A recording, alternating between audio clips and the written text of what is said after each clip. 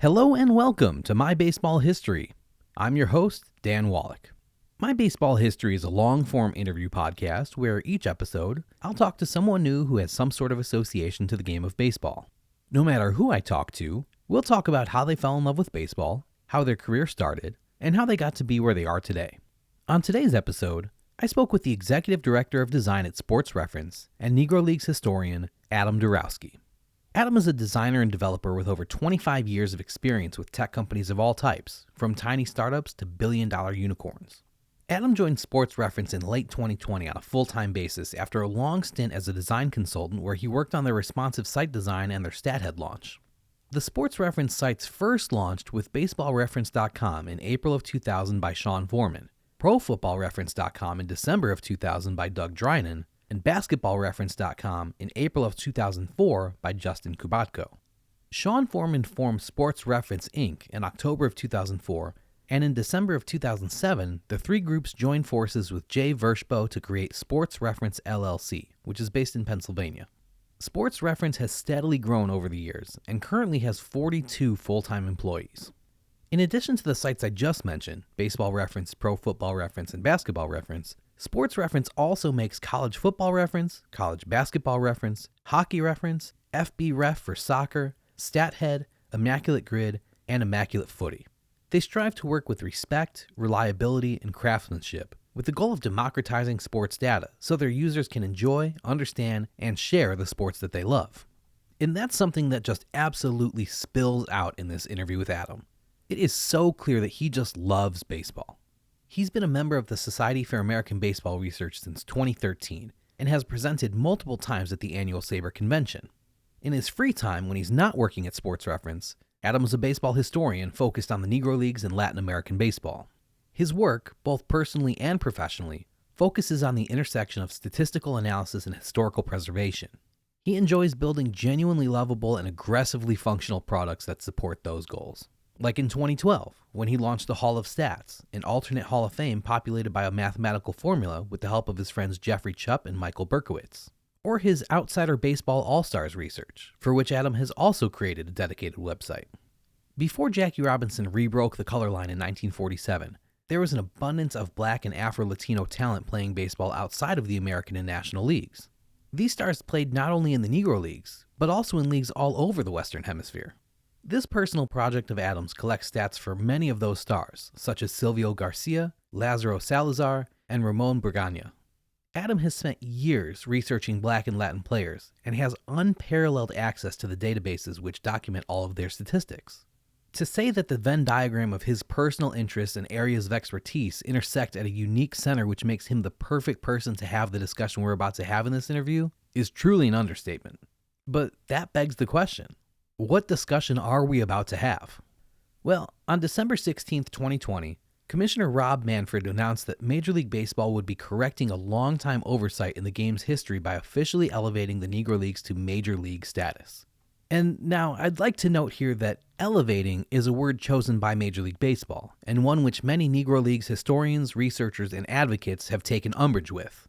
The usage of the word elevate implies that the Negro Leagues were somehow beneath the Major Leagues, that they were less than, that it should have been an aspiration for players in the Negro Leagues to want to play in the white major leagues because the AL and the NL were a step above.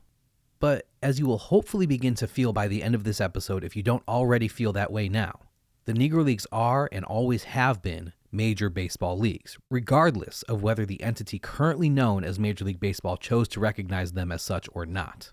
Anyway, back to the official press release by Major League Baseball from December of 2020. During this year's centennial celebration of the founding of the Negro Leagues, Major League Baseball is proud to highlight the contributions of the pioneers who played in these 7 distinct leagues from 1920 through 1948. With this action, Major League Baseball seeks to ensure that future generations will remember the approximately 3,400 players of the Negro Leagues during this time period as Major League caliber ball players. Accordingly, the statistics and records of these players will become a part of Major League Baseball's history. This long overdue recognition is the product of evaluation throughout this year, which included consideration of discussions with the National Baseball Hall of Fame and Museum and other baseball entities, the previous and ongoing studies of baseball authors and researchers, and the 2006 study by the National Baseball Hall of Fame, the Negro League Researchers and Authors Group, and an overall historical record that has expanded in recent years. In particular, Major League Baseball commends the work of Gary Asheville, Scott Simkus, Mike Lynch, and Kevin Johnson, who drove the construction of the Seamheads Negro Leagues database, and Larry Lester, whose decades-long research underlies and adds to their work. Major League Baseball credits all of the baseball research community for discovering additional facts, statistics, and context that exceeded the criteria used by the Special Committee on Baseball Records in 1969 to identify 6 quote-unquote major leagues since 1876. It is Major League Baseball's view that the committee's 1969 omission of the Negro Leagues from consideration was clearly an error that demands today's designation. Major League Baseball and the Elias Sports Bureau have begun a review process to determine the full scope of this designation's ramifications on statistics and records. MLB and Elias will work with historians and other experts in the field to evaluate the relevant issues and reach conclusions upon the completion of that process. John Labombarda, head of the editorial department at the Elias Sports Bureau, the official statistician of Major League Baseball, said, "The Elias Sports Bureau supports Major League Baseball in its conferral of Major League status on the Negro Leagues. We look forward to working with John Thorne and the people who worked on the research and construction of the Seamheads Negro Leagues database." John Thorne, the official historian of Major League Baseball, said, "The perceived deficiencies of the Negro League structure and scheduling were born of MLB's exclusionary practices, and denying them Major League status has been a double penalty, much like that exacted of Hall of Fame candidates prior to Satchel Paige's induction of 1971. Granting Major League Baseball status to the Negro Leagues a century after their founding is profoundly gratifying." That press release came out December 16, 2020 by Major League Baseball. On June 15, 2021, Baseball Reference made the following announcement. "We have dramatically expanded our coverage of the Negro Leagues and historical black Major League players. Major Negro Leagues from 1920 through 1948 are now listed with the National League and American League as Major Leagues. We are not bestowing a new status on these players or their accomplishments. The Negro Leagues have always been Major Leagues. We are changing our site's presentation to properly recognize this fact. In keeping with our mission and values at Sports Reference, when it comes to this endeavor, our intent is to celebrate the players, teams, and leagues we are adding to our site, as well as to educate our users about the history of these leagues. The Negro Leagues are not less than the National and American Leagues. They are different, and we recognize that our work must acknowledge those differences." Spurred on by thoughtful commentary on this matter last summer, we've been working diligently to incorporate this long overdue and critical part of our sports history into our site.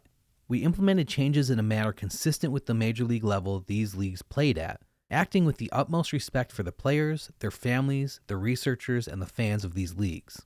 Although our work is heavily stats-driven, we recognize that the history and the legend and lore of many of these players exists beyond the numbers. The Negro Leagues data is not complete.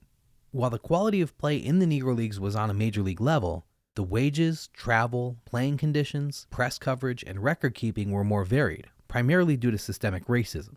Additionally, Negro League teams played a shorter regular season schedule, but with an extensive amount of exhibitions and barnstorming games that made for seasons that often approached 200 or more games in total. These contests were not part of their league schedule and are therefore not included in this database. This is why Josh Gibson's Hall of Fame plaque says that he hit, quote, almost 800 home runs, end quote, while our data shows 166. It's also important to remember that the history of black baseball does not start in 1920 or end in 1948, and even from 1920 through 1948, our presentation is incomplete.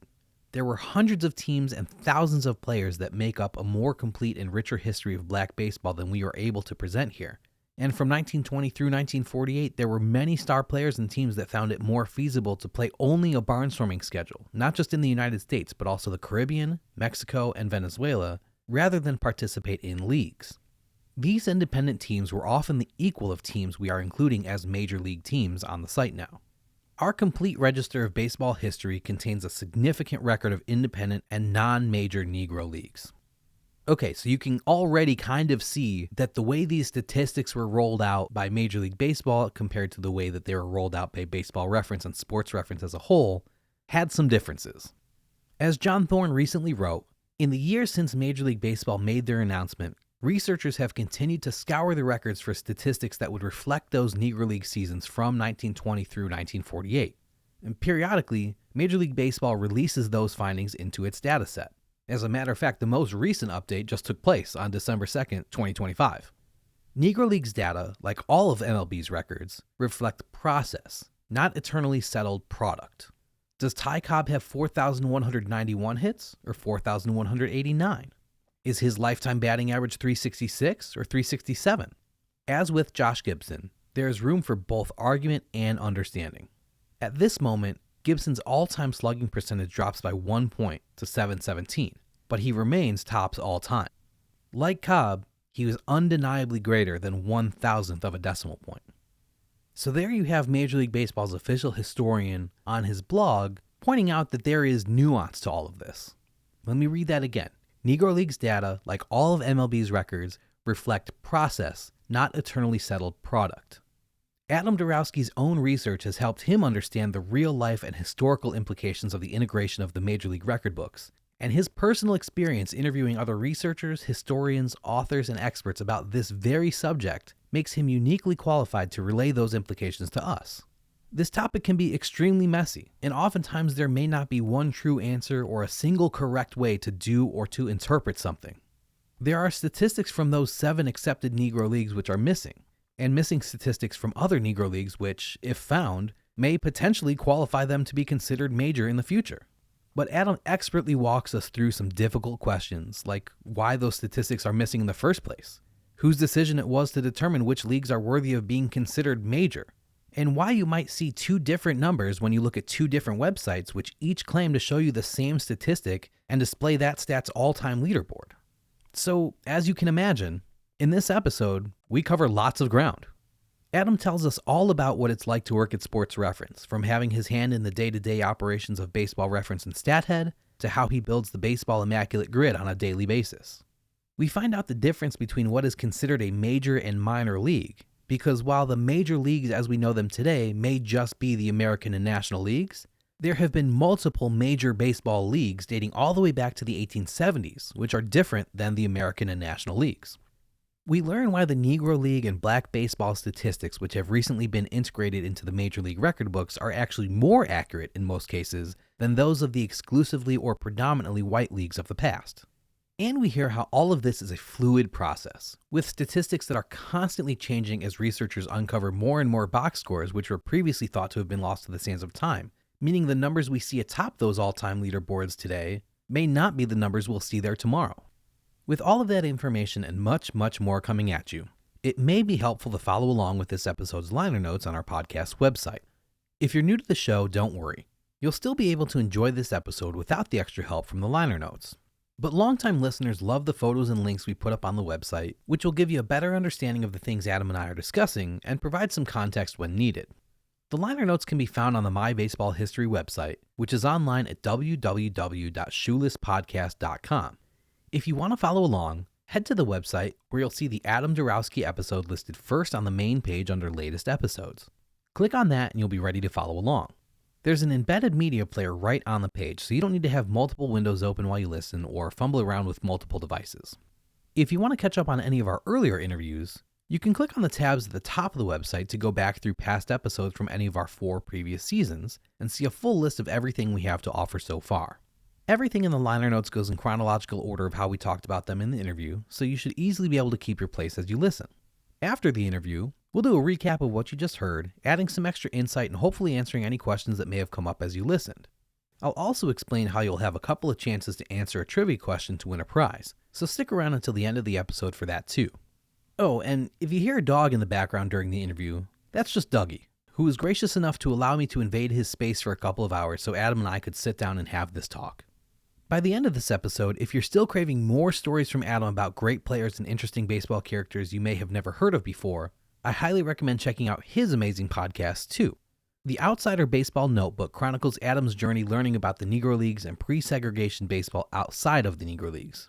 And his other podcast, Building the Ballot, takes a deep dive into the candidates for the Baseball Hall of Fame's era committees. While the elections those episodes were preparing for have come and gone, the discussions about the players, managers, executives, umpires, pioneers, and contributors are evergreen, so they're just as informative and relevant today as they were when they were recorded, and I promise they are well worth your time. But now, here's my interview with the Executive Director of Design at Sports Reference and Negro Leagues historian, Adam Darowski.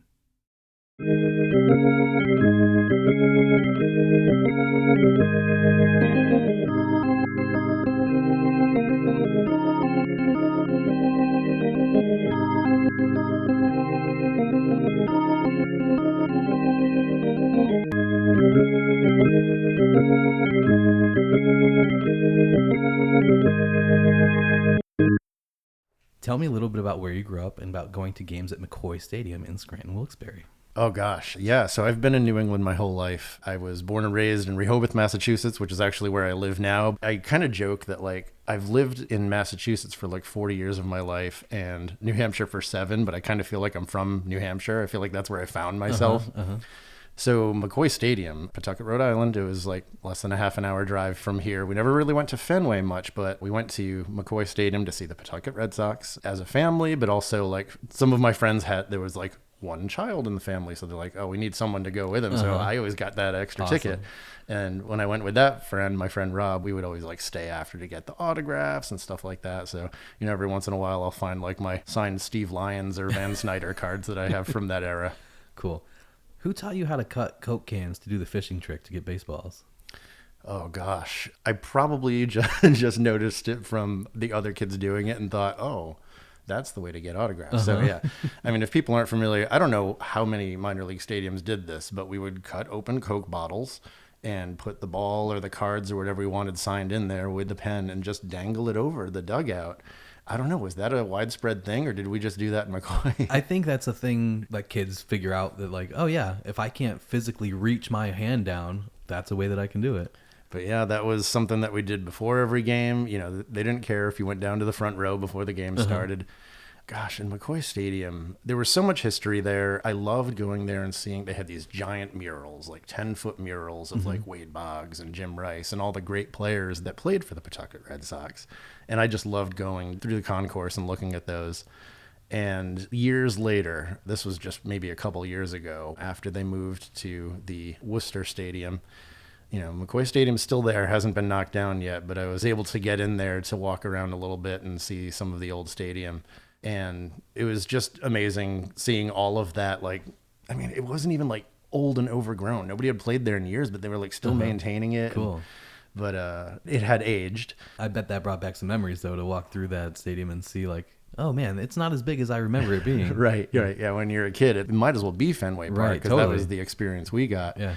But then they put those murals up for auction. And for like a split second, I was like, I'm going to have like a giant Marty Barrett or something in my house. But then I saw what they were going for. And I'm like, I'll let somebody else get those. Yeah, I think there's a variation of the Coke bottle trick that you take a baseball glove and you take a Sharpie to set the pocket of the glove at a certain width that can snatch a baseball in it. And so you put like the Sharpie and wrap rubber bands around it to make sure that the glove doesn't move and that it can like hold the ball without the ball falling out. And you do the same kind of fishing line trick and drop it down for people to get autographs or things like that. Yeah, I love it. It's funny that I have no idea if that happened to other stadiums because like that was the stadium I went to. Yeah. Like 95% of my ball games, I would say, were probably still McCoy Stadium. Yeah. Your first pack of baseball cards was the 1987 Topps set because your older brother asked for some baseball cards, but your family wasn't really a sports family. Your dad bought the family a 1986 Apple computer, and one day he brought home Earl Weaver baseball. Tell me about your relationship with that game as a child. Gosh, you did your homework. All right, so, you know, the baseball cards were something that, like, you know, I was only vaguely familiar with baseball at that point, but for some reason, the 87 Topps, I still look at that set and just feel the nostalgia, the nice wood grain there. Yeah. Something about like having that captured photo and biographical information and stats. And now you look at what I would do today and it probably makes a lot of sense, but it just resonated. I was like, this is a cool artifact of a thing. And I just, from there, my interest in baseball developed from the statistics and the history. And I think that's because there wasn't everything televised like you have today. I'm sure a lot of people share this experience where you're reading it in books. You're finding these anthologies of stats and just combing through pages of numbers. And it just, those numbers put together meant so much. My dad, never a baseball fan at all, like actively disliked any type of sporting of any way. We're very different people, but one thing that he saw was the promise in technology and computers and things like that. And that was a huge gift because he got this Apple computer, which for our family, that was like a massive expense. And he would go to think it was called Eggheads, the local software store, and look for whatever title. Like, oh, there's a baseball one. They're getting into baseball. And it wasn't this arcade style baseball game. It was a simulator. Right. And it was like, oh. And then when I realized that not only could you play with these historical teams that it comes with, you could enter your own players. Yeah. That was infinite possibilities. Because then my friends and I would get the baseball cards and type in the stats, and we would have drafts and play games against each other. You know, half the fun was just the draft and typing in the players. You play 2 games and then you do it all over again. And it was wild. And then you would make teams of your own players that were like friends in the neighborhood and stuff like that. And now we're playing against the Red Sox. That's funny. Or we are the Red Sox and we're playing against the Yankees. And I can't even tell you like how much, if it's not raining, we're playing baseball. If it's raining, we're doing that. And it was just a huge part of my childhood. And not the last Sabre convention, but the one before, I got to meet Don Daglow, who was one of the primary architects in making that. And I brought my box, the Earl Weaver game, like on the 5 1/4 floppies, and he signed the box for me, and that was awesome. And plus, you know, I got to sit down with him to chat. I was surprised you wanted to talk to me too. That's one of the great things about like Baseball Reference. Like, oh, I want to talk to someone from Baseball Reference. And like, that's why I'm here. Yeah, it still blows my mind. But like, we just sat down at the bar and talked, and it was like 2.5 hours, and we we're just like talking about anything and everything. You know, we're from different generations, but have like such similar interests. And what he created was so inspirational to me, and like what I'm creating now is something that he uses a lot in his work, and it was amazing, and we've been in touch ever since, and it's been great. And think of the kids that you're inspiring, or the next generation. Like, what are they going to build because of what you've built? That's the interesting thing to me to consider.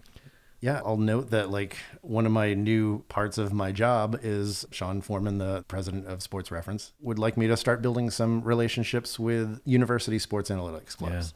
I just did my first one on Monday at BU, and it was incredible. Like all these bright young students who are like so excited to get into this field, just see their excitement about like working with our products and what they can do with them. Yeah, it was definitely special. I'll be doing more. So after you went to college, you became a designer and sometimes programmer of educational CD-ROMs. When you were in college, what did you think you were going to do when you were done with college? Did you have a dream job? Oh, I thought I was going to make the CD-ROMs in the back of your math books for the rest of my life. I was like, oh, I love like creating, I don't know, maybe it was like the baseball card of digital media. Yeah. It's like the disc that's frozen in time where you've got like, I'd started making CD-ROMs in college. When the rest of the folks in my art classes were making art, I was making products. I was like, how can I mimic the Apple menu system in my product? And they're like making like, it doesn't even have a user interface. It's an experience. And I was just completely different. Took a very different approach to college than everybody else in my art classes. It was definitely focused on the function of what I had there and was focused on the educational aspect. Then I got a job working on those math CD-ROMs in the back of your math book after college. And I thought like, there's going to be endless possibilities here. Everybody always needs like this piece of information that's going to be educational that comes with something else. But, you know, then I discovered the web, and that changed the world for me. You mentioned that you're from New England. You grew up spending most of your life in Massachusetts. That doesn't always mean that somebody's a Red Sox fan, but it did for you. What's your favorite Red Sox memory from your life? Oh, gosh. This week, I've been thinking a lot about my first full season, 1988, and that's a lot due to the very recent passing of Mike Greenwell, because that 1988 season from Mike Greenwell was just incredible. I mean, in retrospect, probably should have been the MVP if we're considering, you know, all things considered. And I was just looking at the stats from that team the other day, you know, an outfield of like Greenwell, Burks, and Evans. We've got Wade Boggs in his prime. We've got Roger Clemens. But for some reason, as a kid, I was never really into Roger Clemens. I don't know. I guess I was a good judge of character or something. I loved Jody Reed, like the whole Jody Reed experience of him coming up in 1988. Yeah, I loved Boggs and Evans and Burks, but like Reed and Greenwell were, I don't know, for some reason, I always tend to go off the beaten path. I didn't think Mike Greenwell was off the beaten path at that time, but those early seasons, I mean, 2004 is something that will stay with me forever. You know, they're overproducing documentaries and everything about 2004, but I'm going to watch every single one because it was like the most incredible moment. You know, I just love like reliving, like, I'm not going to sit here and be like the stolen base. You know, everybody knows the stolen base, but that was such a big deal. I mean, like, I remember watching it standing up in the living room, probably like 12:30 in the morning, and being like, yes, oh my God, there's a chance. And, we didn't have social media, so we had to wait until everybody was back at work the next day to talk about it. You could like see the people's faces on like the subway going to work, and like they're all abuzz. Because, that's the thing. I lived down here, but I had like 2-hour commutes up into Boston in those days. So I did like a lot of commuting, and I loved living here, but wanted to work in Boston where the tech and education industry was and stuff like that. Yeah. Something that I've kind of struggled with as a fan of the modern game is I don't think even if the White Sox win another World Series before I die, which doesn't seem likely, frankly, but let's go along for the ride here. I don't think I would get the same amount of joy from that to overcome the amount of despair that they've caused me. And it makes me wonder why I even continue to be a fan of them sometimes, because if them achieving the ultimate goal wouldn't even really make me happy, then what's the point? Like, is there anything you think that the Red Sox could do or accomplish at this point that could make you experience the happiness that you felt in 2004? I would say no, because I don't consider, this might be rough to say, but I don't really consider myself a Red Sox fan at this point. Yeah. I'm definitely a baseball fan. And a baseball history fan. Yeah. When I'm watching the games today, it's about like seeing the players build their legacies. Yeah. And like who's going to the Hall of Fame? Who are we going to be talking about in 50 years? That type of thing. I'm not doing the day-to-day in terms of like, who are the prospects at this, I used to know every single prospect all the way down the system. Yeah. But now I don't know if I could tell you 3 names in the bullpen. And the way that I kind of have been watching the past few years is like, if I know a friend of mine is a diehard fan of a team that hasn't won, okay, that's my team now because I want my friend to be happy. I'm rooting for the Mariners because one of my best friends is a huge Mariners fan. And like, they haven't won anything since he's been alive, really. So I'm like, okay, I'm on board. Let's go. Yep. Just yesterday in one of our meetings, our little icebreaker question, all right, is it Tigers or Mariners? And we've got 2 Emilys that I work with very closely. One is a Tigers fan and one is a Mariners fan. I'm like, I cannot pick because I love both of the Emilys too much. I can't pick a side. So. You brought him up earlier, but Baseball Reference was built by Sean Foreman and launched in April of 2000. You joined Baseball Reference as the head of user experience in November 2020, which meant you were doing a lot of design work and interviewing a lot of users to see how they were using the website. And I always loved watching you make those posts on Twitter and seeing how excited people get at the prospect of being able to share their thoughts with you about the site. What was something that you learned from doing those interviews that surprised you? Oh, gosh. What haven't we learned? Sometimes I feel like everything I've learned is from talking to users or observing users or looking at the metrics of how they're doing things. In terms of like something that I learned from a specific interview, I would say that I learn about how the site fits into their world. Like to me, like, I'm working on it all the time and it's always there. It's always been there for me since 2000, ever since I was a fan of it. But I see all the entryways that people come to the site, whether it's a question that comes to their mind or they're watching a game and they have a second screen, or they just do hardcore research all the time, or, they're playing Immaculate Grid and they want to find the best players to do. So I think it's like learning that there's other ways of using the site beyond what I do. There's a lot of different types of people. There's millions of people that use the sites across all the sports too. So to think that everybody uses it like me would be foolish. And that's why those are so valuable. You used to be the director of product at Sports Reference LLC. Now you're the executive director of design. But Sports Reference, like you just mentioned, makes more than just baseball reference. You guys make basketball reference, pro football reference, hockey reference, FB ref for world soccer, college basketball reference, college football reference, stat head, immaculate grid, immaculate footy. In layman's terms, like that scene from The Office Space, what is it that you'd say you do here? Like, what is your job as the executive director of design at this company? Yeah, and when I joined full-time, pretty soon after that, I moved into the director of product role. We were only like 15, 16, 17 people at the time. So I could be a director of product for a company of that size. But one thing that I take pride in is I like to be realistic about my own skills and how they map to the company, because I'm not here for like a short stint to move on to another company. I want to be at this company when I retire. So I am very invested in not only is it the right role for me at the company, is it the right role for the company to have me in this position going forward? And as we grew and we talked about our goals, this is probably like a year and a half ago or so, I had a moment where I just said to the team, I'm like, I don't think I'm the director of product for this Sports Reference. I don't think that that's the right position. And we had a lot of discussions about like what I do like doing and where I can bring the most value. And that was design work. I feel like for the type of site that we have, I'm very effective as a designer because, I'm focused on the function of the sites and Yes. not like trying to create a piece of art. I want to create something that people will use. That is one of my favorite things about your site, is that it just works. Probably the website that I use the most is Baseball Reference. And always I'm able to find what I'm looking for quickly and cleanly. There are so many other sites that it's impossible to navigate MLB.com. You just can't find things, especially historical things, in the way that I want to find them. So I don't even use it anymore. I always go to Baseball Reference because it always just works. Yeah, I mean, I would say that MLB.com probably has a very different type of user, and the user's goals are very different. They want to find that breaking news. They're not going to find it at our site. So what I like about the baseball world is there's space for a Fangraphs, a baseball reference, a baseball prospectus, because there are different things that people are doing. And I like that all these sites don't try to be everything to everyone. So, what does this look like in a day? I mean, a peek behind the curtain, we have 3 product teams within Sports Reference. One of them is heavily focused on the reference sites. Our reference sites are ad supported.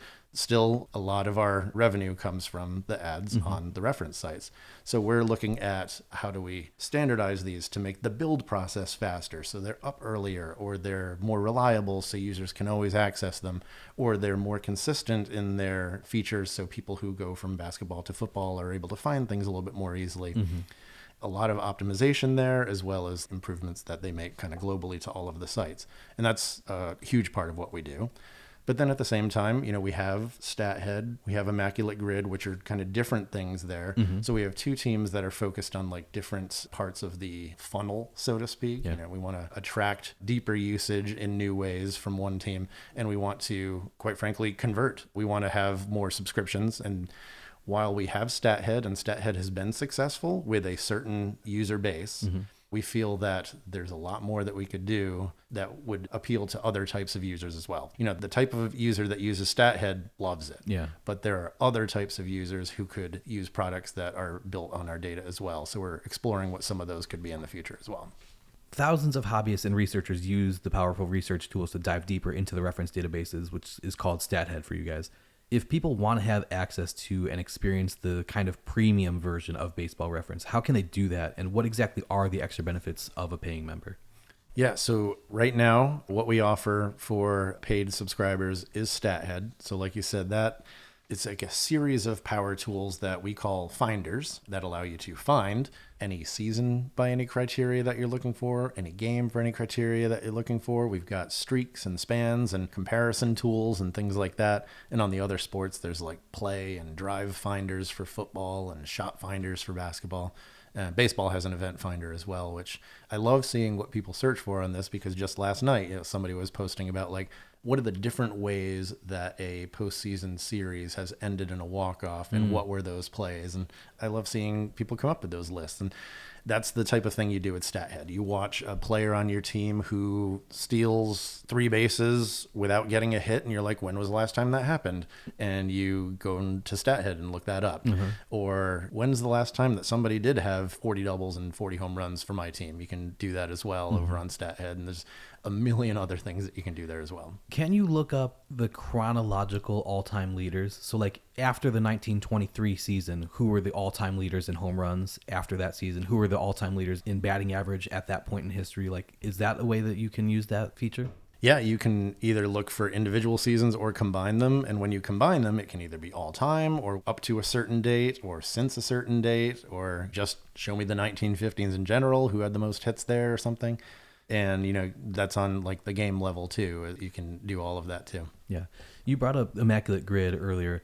Brian Minter is the creator of Immaculate Grid, which you guys announced the acquisition of right around the Sabre convention in 2023.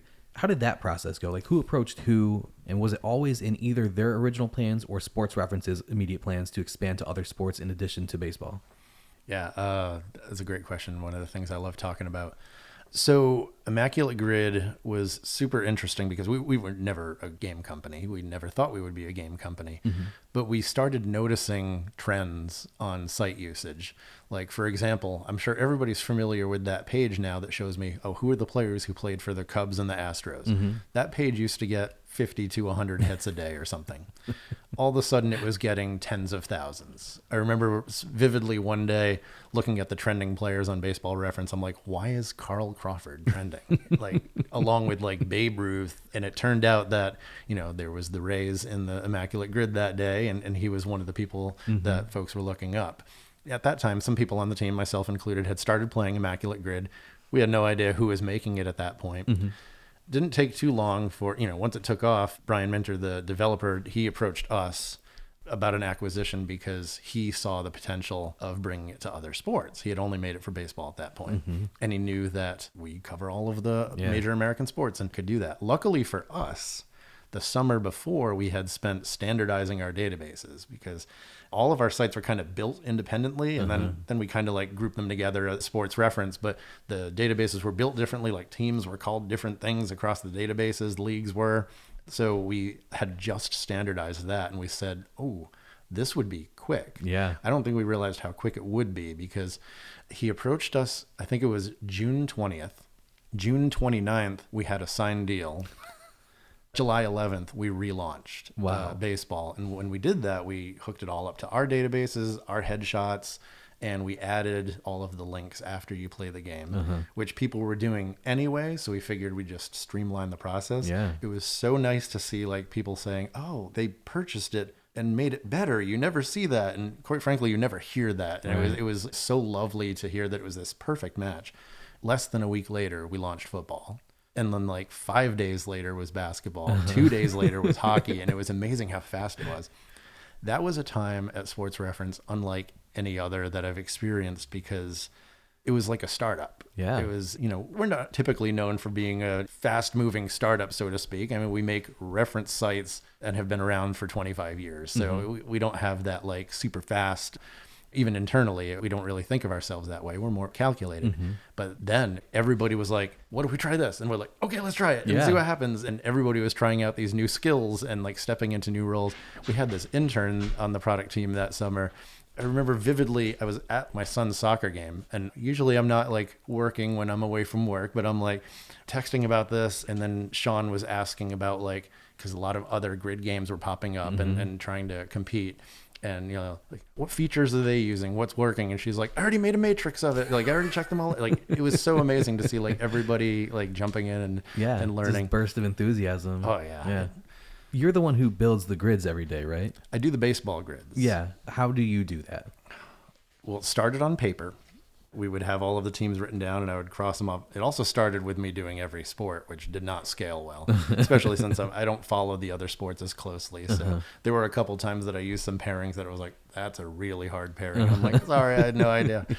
But over time, we invested in making tools that like, now it'll show me, when's the last time these two categories were used together. Or if I'm like, I want to use the Braves right now, like it'll show me a list of all the other categories and when the last time is it was paired with that, how many options there are, how hard they are, like an estimate of how hard it is. Although we've used most of them at this point. So it's like, this is how hard it was last time. So we have the ability now to just click a button and create a grid, but I don't do it that way. It's still handcrafted. I always start with, all right, let's go team, non-team across the top, and then team, and any type. I'll use anything there. And then I'll pick the teams. I'll pick a couple that haven't been used. Then I'll try the teams that could cross with them. And then I'll pick the non-team categories. And then every Saturday is like a little bit of a puzzle because I'm like, I want to use all non-teams in that one. So I'm like, oh, what's a kind of like a general theme that I haven't used before? And sometimes I'll do something like, it'll just be 6 stats. Sometimes it'll be like, I'll use left field, center field, right field across the top. Last Saturday, I had Venezuela, Dominican Republic, and Cuba. And I think all of those were the first time I used them. Dominican Republic was used once before. But that's a time to just kind of experiment.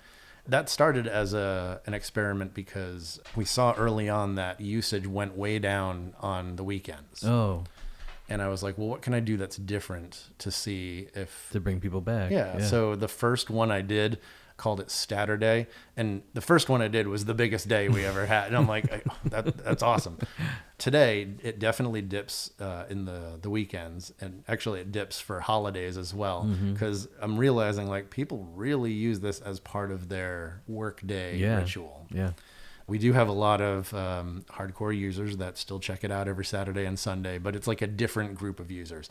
Those mobile users, every single day, like the mobile line, they're so consistent. It's amazing. But the people who play it on their like work machines, it's like they're playing it on their work machine. Yeah. Yeah.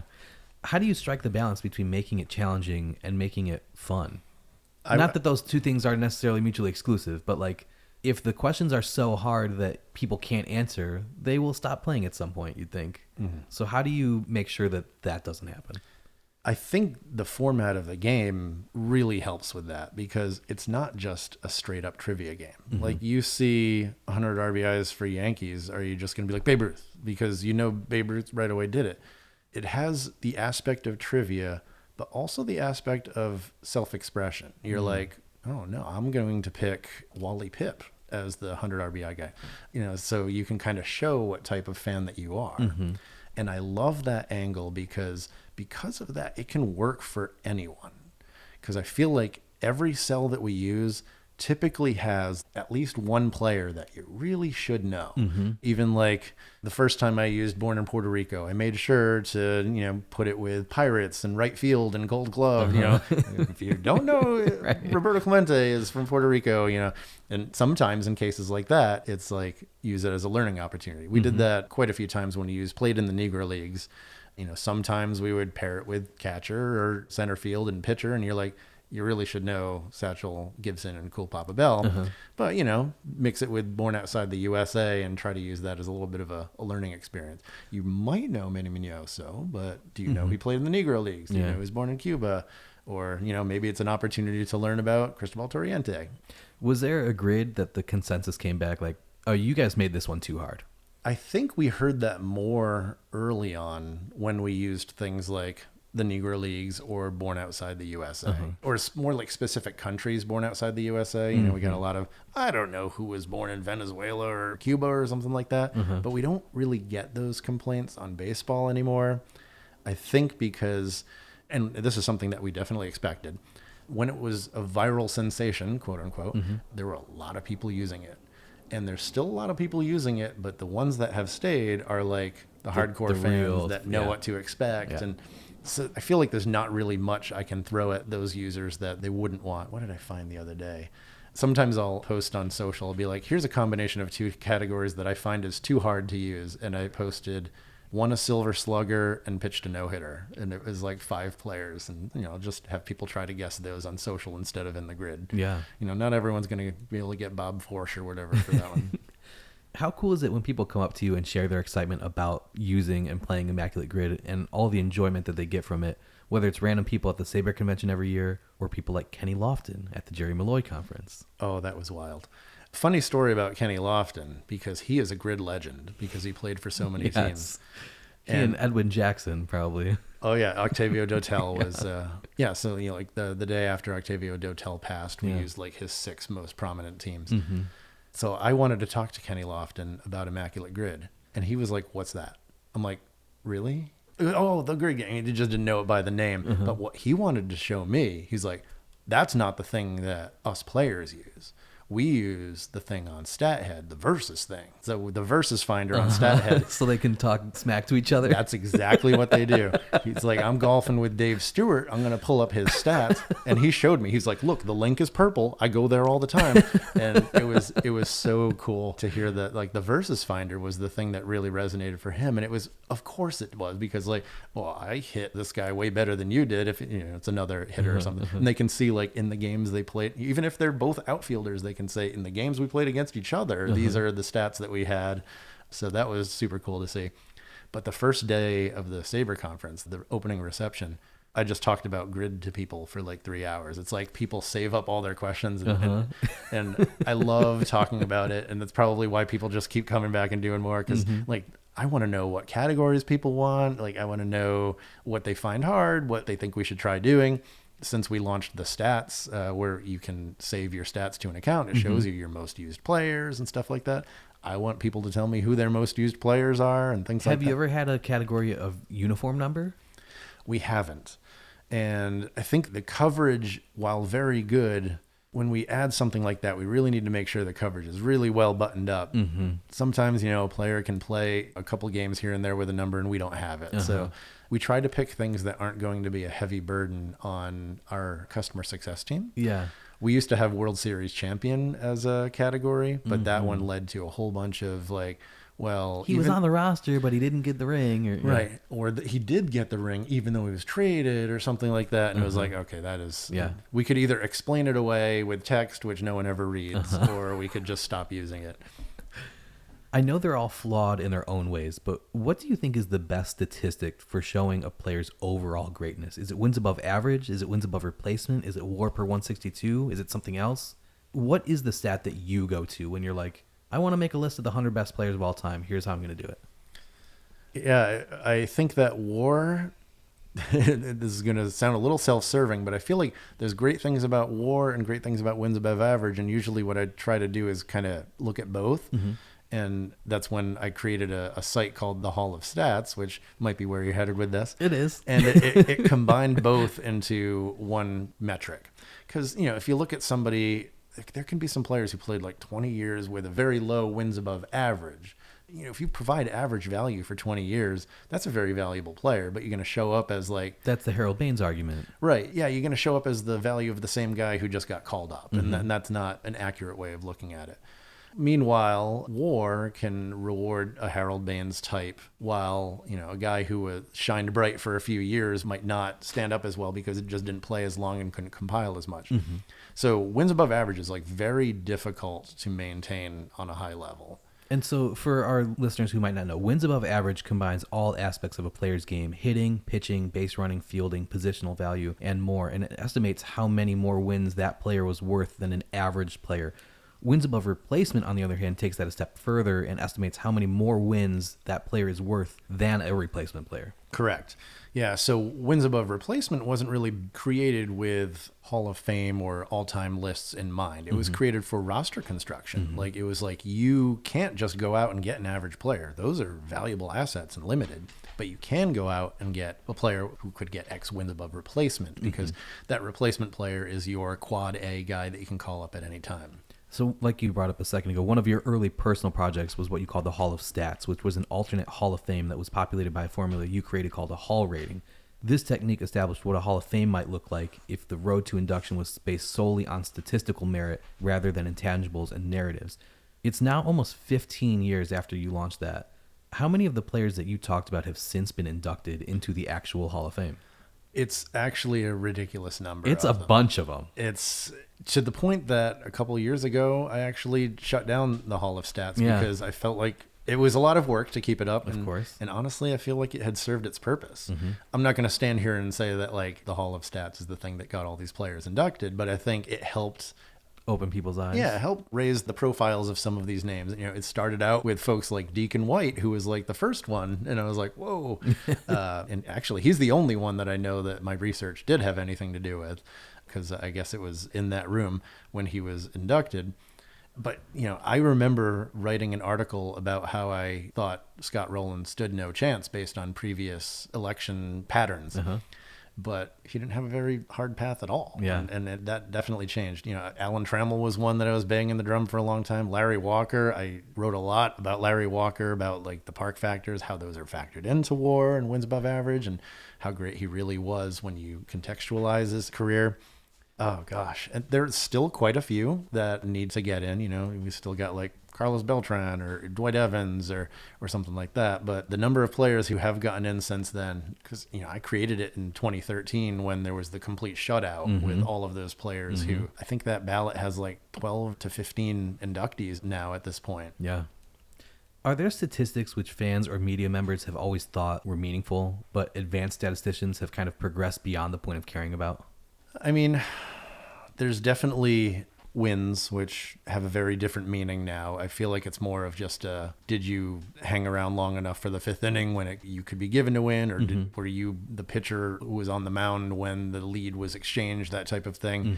I mean, wins used to be the be all and end all Yeah. because a pitcher went the distance. So it usually meant this pitcher won the game or this pitcher lost the game. So it definitely did mean something back in the day. It also meant your team was good or not, but you were involved in that win. Now it can be like you happened to be on the mound when the lead was exchanged. And that's just not really a compelling story. Like even if your team was bad, like your win-loss record told you something. Because, Right. you were the one who was there. I love hits.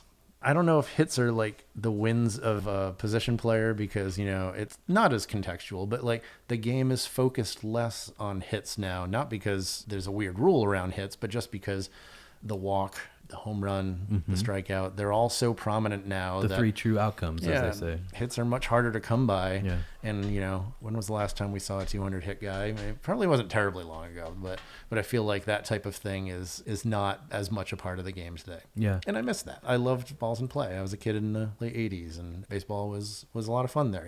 I think baseball is great today, but I think baseball is very different today. Yeah. I think it's okay if people prefer one over the other. I've noticed that on the scoreboards at many baseball stadiums, they stopped predominantly showing a player's batting average and have instead started using OPS. Do you think that's because teams are getting wise to the value of that statistic, or because batting averages have gotten so low that they're embarrassed to show their entire lineup is batting below 240? Why is that a thing that's been happening at stadiums?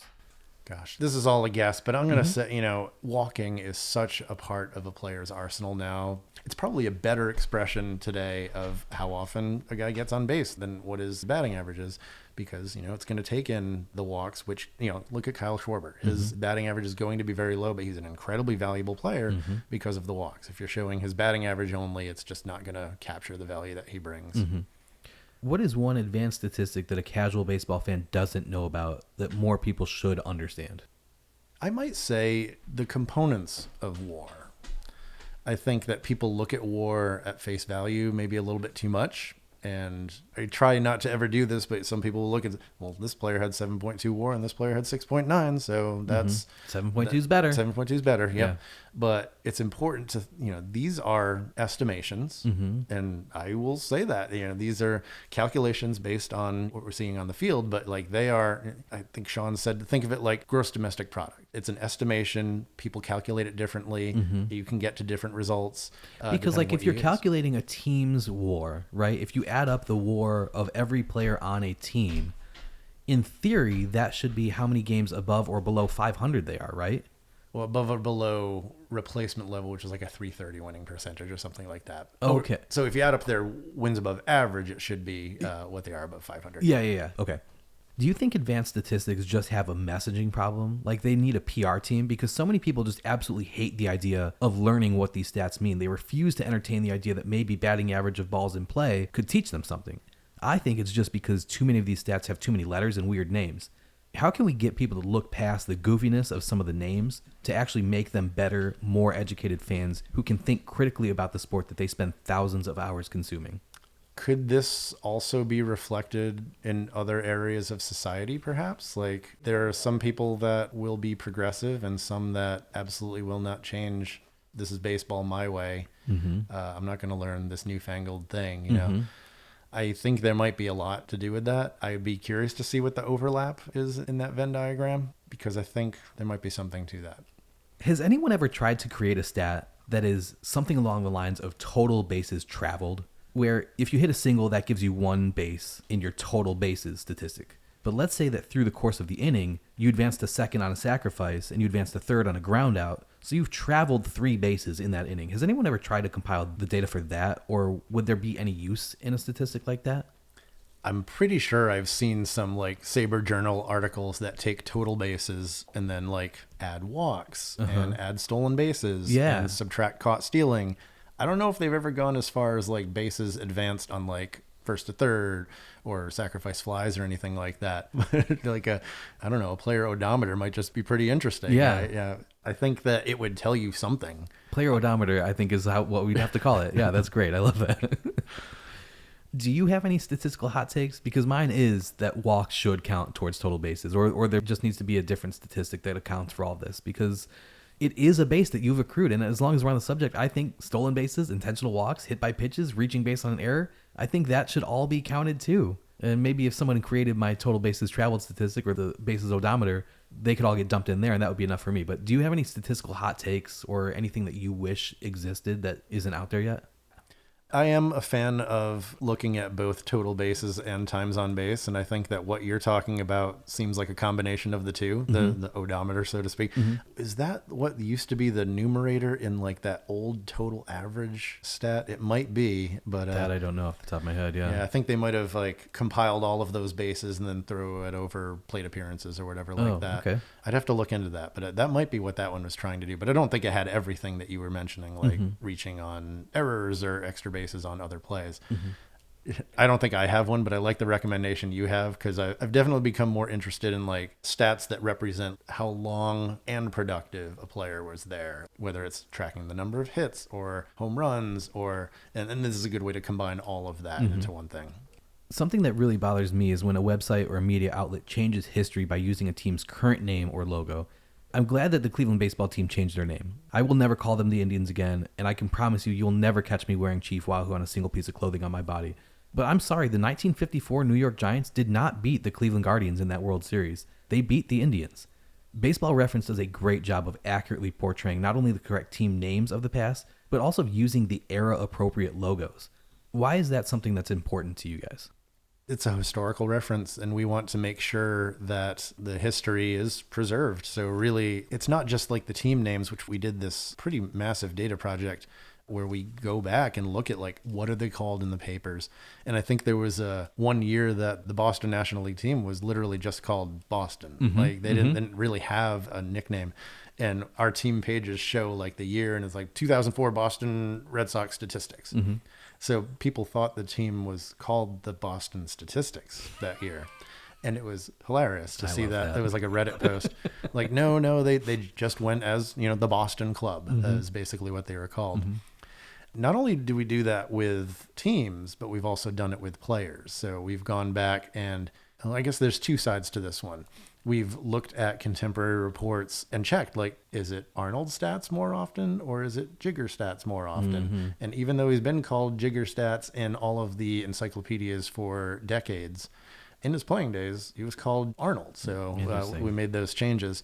And then there's others such as like Chief Bender or Dummy Hoy, where we made the choice to not show those nicknames, even though they were more prominently called those, because they were not great nicknames. And there's some that are even worse. George Cuppy, like making sure to make those changes so we didn't kind of just perpetuate those nicknames that were based on racism and others. But if somebody types in Chief Bender into the search bar, it will take you to the appropriate page, which I like. And a lot of times in parentheses after their name, you say, this player has sometimes previously been referred to as, correct, whatever their colloquialism was at the time.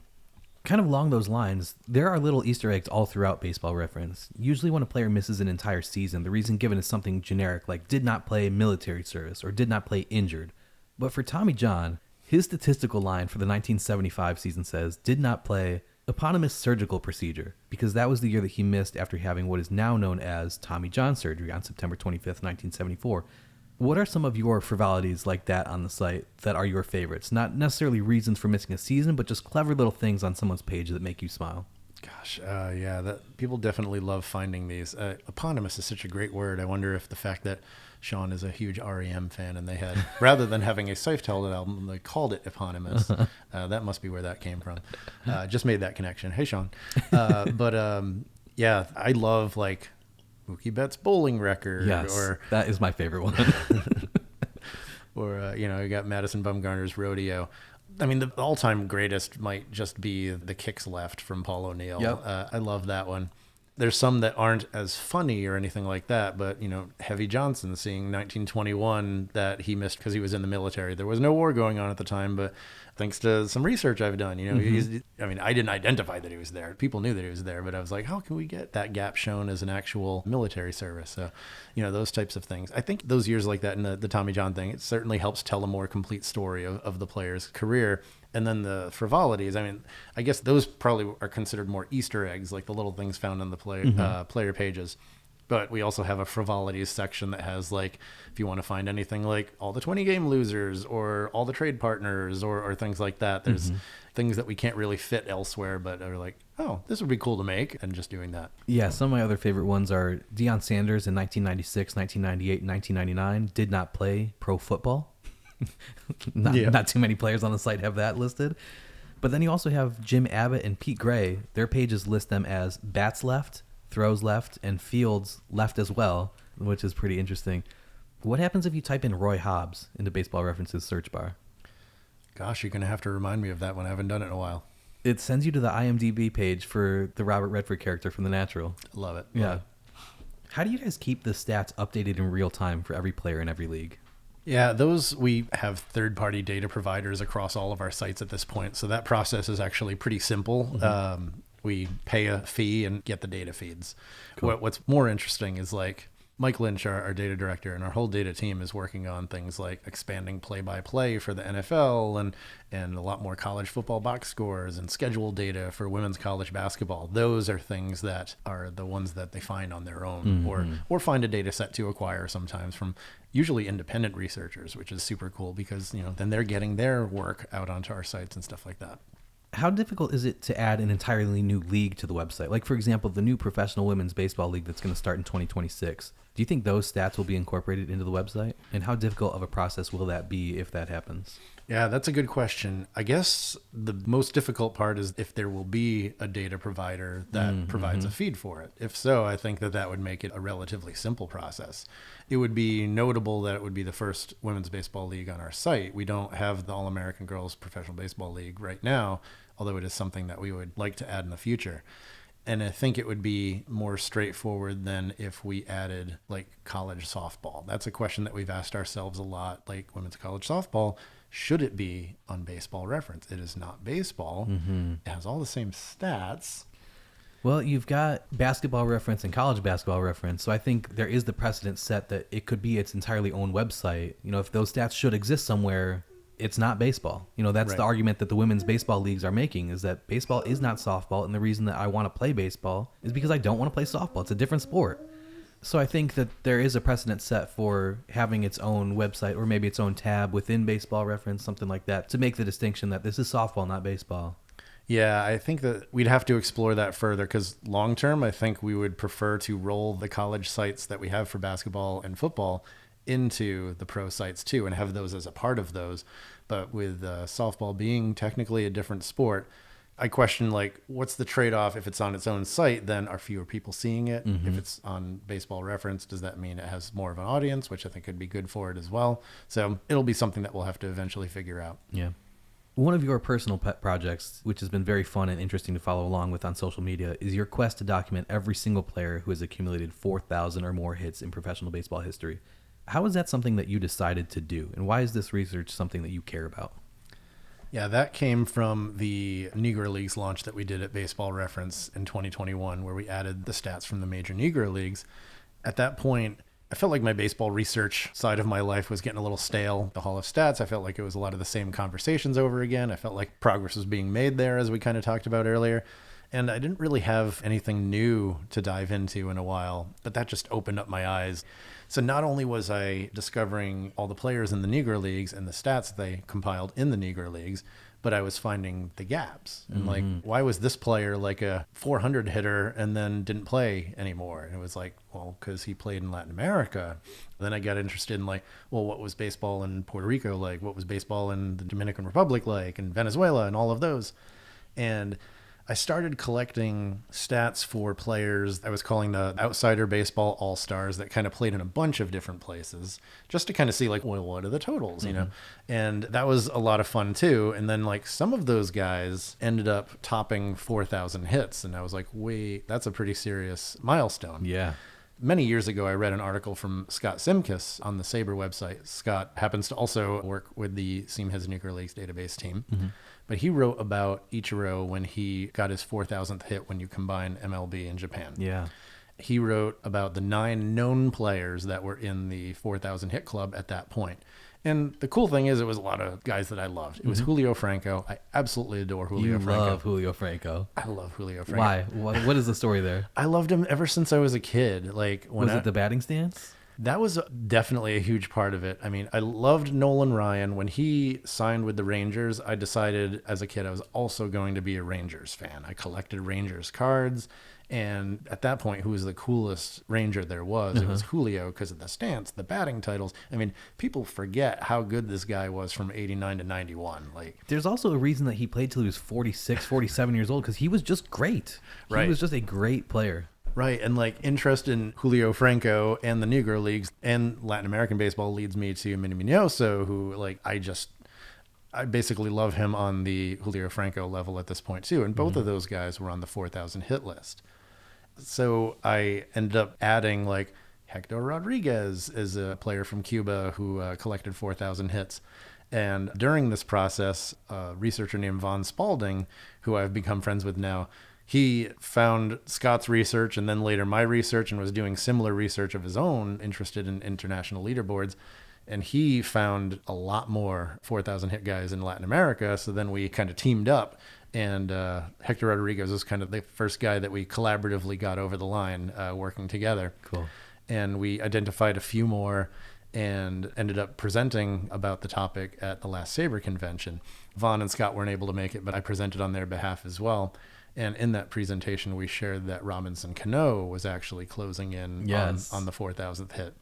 I think people thought the 4,000 hit thing was cool, but what really helped it get these legs was like, oh, there's a player that we all know who's very famous, and we maybe didn't know he was still playing in Mexico and the Dominican Republic, and he's moving towards this milestone. And I started giving daily updates about how he was doing. I've interacted with a bunch of them.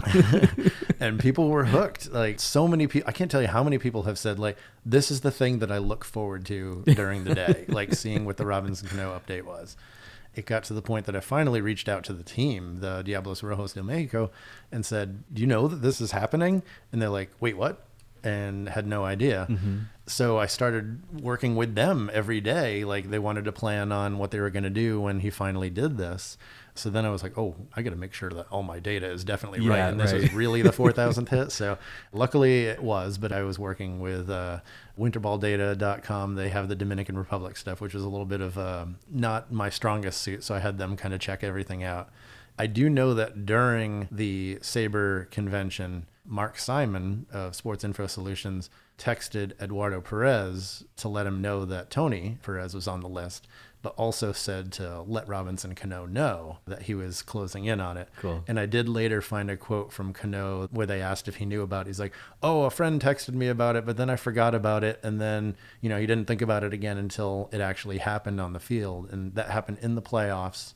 This year, it was in early September, and he got his 4,000th hit, and they stopped the game. They collected the ball. They showed it on the scoreboard and talked about it in the broadcast. So, but he definitely knew it happened because as soon as he got to first base, he made the sign like, save that ball for me. I want that ball. So he knew. Yeah. He knew. It was awesome. Yeah. Because the whole time I had no idea if he knew. Even it was the social media director that I was talking to. I asked him, I'm like, does he know? He's like, I don't know, but like he's got games to focus on, so I'm not even going to bring it up. Right. I don't want to add more stress. Right. Because they had 4 rounds of playoffs. Yeah. They ended up winning the whole thing, which we kind of needed him to go all 4 rounds because it ended and he's at 4,001. So he like just made it. Yeah.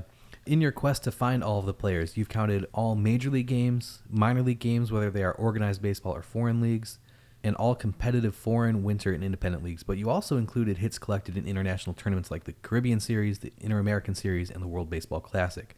What you don't count toward the career hit total are spring training games, all-star games, in-season or postseason exhibition games, amateur games, or instructional league games. How did you make those determinations on what you believed was worthy of counting and what wasn't? Yeah, I mean, a couple pieces of that is we needed a consistent definition because we did have some instructional league hits for Pete Rose and Vic Davalillo too, actually, instructionally in Venezuela, which, sometimes like you can't find like simple things like Mexican League playoffs, but there's this book out that was published in Venezuela about Vic Davalillo that has like excruciating detail of everything he ever did. Cool. So I've even got instructional league hits there, but we didn't have that for everyone. We were thinking about, is that really a competitive league or is it more like spring training? So we opted to go for leagues that we called quote unquote competitive and therefore left out the instructional, but also left out exhibitions, which then we figured, all-star games technically are exhibitions. So we ended up leaving those out. I could see the case for adding them. One thing that was convenient about leaving them out was that while we have a lot of good coverage for the AL and NL All-Star Game, and even the Negro League's East-West games, other countries, they had All-Star games, but they're much harder to find. Yeah. So it made it a little bit more level to not include those. The next step of that was like when we publish our work, we show where all of the hits came from. So if you want to make your own definition, you can. If you want to, I don't want to include independent. Okay, then don't include it. I don't want to include minors, don't include it. Yeah. Not all of the professional games that you found worthy of inclusion in your 4,000 hit totals are represented on Baseball Reference, though. Like the World Baseball Classic specifically is one that I'm thinking of. Are there plans to get those numbers on the website at some point? Is that something that you guys value there? World Baseball Classic, I would say, is probably the most likely of all of the stats. I don't have a good reason why. I think just our data provider hasn't had those in there because our data provider does have a lot of the Caribbean series as well. So I'm a little surprised that the World Baseball Classic isn't in there. But in terms of like the other leagues, like 1950s Mexican Pacific leagues and things like that, what I have the benefit of is looking up individual players. Whereas like if we were going to add those leagues to Baseball Reference, what we would want is the full league history, which those are very hard to come by. Yeah. But if you're just looking up a single player, it's a lot easier because somewhere that player's stats may have been reported, even if like the entire league top to bottom wasn't. I would love to get all of these stats on Baseball Reference, and it's probably the number one question I get, like, Robinson Cano doesn't have 4,000 hits on Baseball Reference, so what's this guy even talking about? That's the big reason is we don't have the full league coverage for some of these leagues. Yeah. With Robinson Cano breaking the 4,000 hit barrier, there are now 22 players that you found who have 4,000 or more professional hits. A lot of the names on the list are the usual suspects: Pete Rose, Ty Cobb, Henry Aaron, Derek Jeter, Stan Musial. Who are some of the guys that we would be surprised to find that have gotten 4,000 or more professional hits? Guys whose names that we know, but most people wouldn't think that their professional total is that high because 4,000 is an insane amount of hits. Yeah, there's a few different groups. There's like the guys like you mentioned that, of course they have 4,000 hits when you combine them. There's a group of guys that a lot of people have never even heard of because they did almost all of it outside of the U.S. That's going to be the next question. Yeah. And then, so this one is the really interesting group. I mentioned one of the names earlier, Vic Davalillo. He played with Cleveland and L.A. and a bunch of other teams, I think. Pittsburgh. Where else have I used him in Immaculate Grid? So, of course, I collect cards of all these guys now. Yeah. But, Vic Davalillo is definitely one. Cesar Tovar was one that surprised me as well. He had like 1,500 hits in the AL and NL, but played extensively also in Venezuela, as did Davalillo. They both played in Mexico, so when they're going all over the place, they start to add up. And I think Julio Franco belongs in this section. That everybody knows that name, but nobody is going to think like 4,000. He didn't even come close to 3,000 in the majors, so 4,000 hits? He came closer than I think people think. He had 2,586. And what's unique about Julio Franco, trust me, I'm not going to turn this into a Julio Franco for the Hall of Fame podcast, but a lot of these players got their hits after their MLB careers when they were no longer major league quality or something like that. So even a player like Manny Minoso, he was done with Major League Baseball at 40 and then played extensively in Mexico and elsewhere after that. Julio's different. He kept leaving Major League Baseball and kept coming back. Right. So I've, of course, done some projections that if, he finished his career with 6 sustained seasons in the AL and NL. Right. If he was in Major League Baseball that whole time, he's a 3,100 hit man. And I think that's pretty significant. Yeah. Julio is the one, like, there's clear Hall of Famers in the group, and there's clear not Hall of Famers in the group. And I think Julio's right in the middle there. I've heard you say previously that your biggest interest in baseball is extremely valuable players who have been relatively overlooked. Who are some of the guys that most baseball fans have never even heard of who are on this list? I would classify this group as like players who never played in the ALNL. They may have only played briefly in the Negro Leagues even, but I feel pretty convinced based on the statistical evidence that they had Hall of Fame talent. So one of them is Silvio Garcia. He played parts of 3+ seasons with the New York Cubans, and they were like spread out as like when he was 22, when he was 32, 31, like another one in his mid-20s. But he played He played in 8 countries. He played in the U.S., he played in Canada, later in the Provincial League after integration. He played in his native Cuba. He played in the Dominican Republic for Rafael Trujillo. He played in Mexico. He played in Venezuela. He played in Puerto Rico and won the ERA title because he started off as a two-way player. And at the very end of his career, he played in the first few professional seasons in Nicaragua. Wow. There's a ton of data missing for him, but with the data that I even have is like 2,646 hits or something. Wow. It's amazing. And he started as a pitcher, and for all the seasons I have, it's a 1.60 ERA. Holy cow. But he blew out his arm early on. But then he was a tremendous shortstop who could hit with power, hit speed. He was actually rumored to be one of the players that Branch Rickey approached about integrating the Dodgers. And the way the story goes is Branch Rickey asked, like, you're going to get abused here. If someone hurls this racial abuse at you, what are you going to do? And he said, well, I'll kill him. And that ended the experiment. Thank you for your time. But he was that type of player. Yeah. You know, I think a lot of people know, too, that Monte Irvin was one of the targets as well.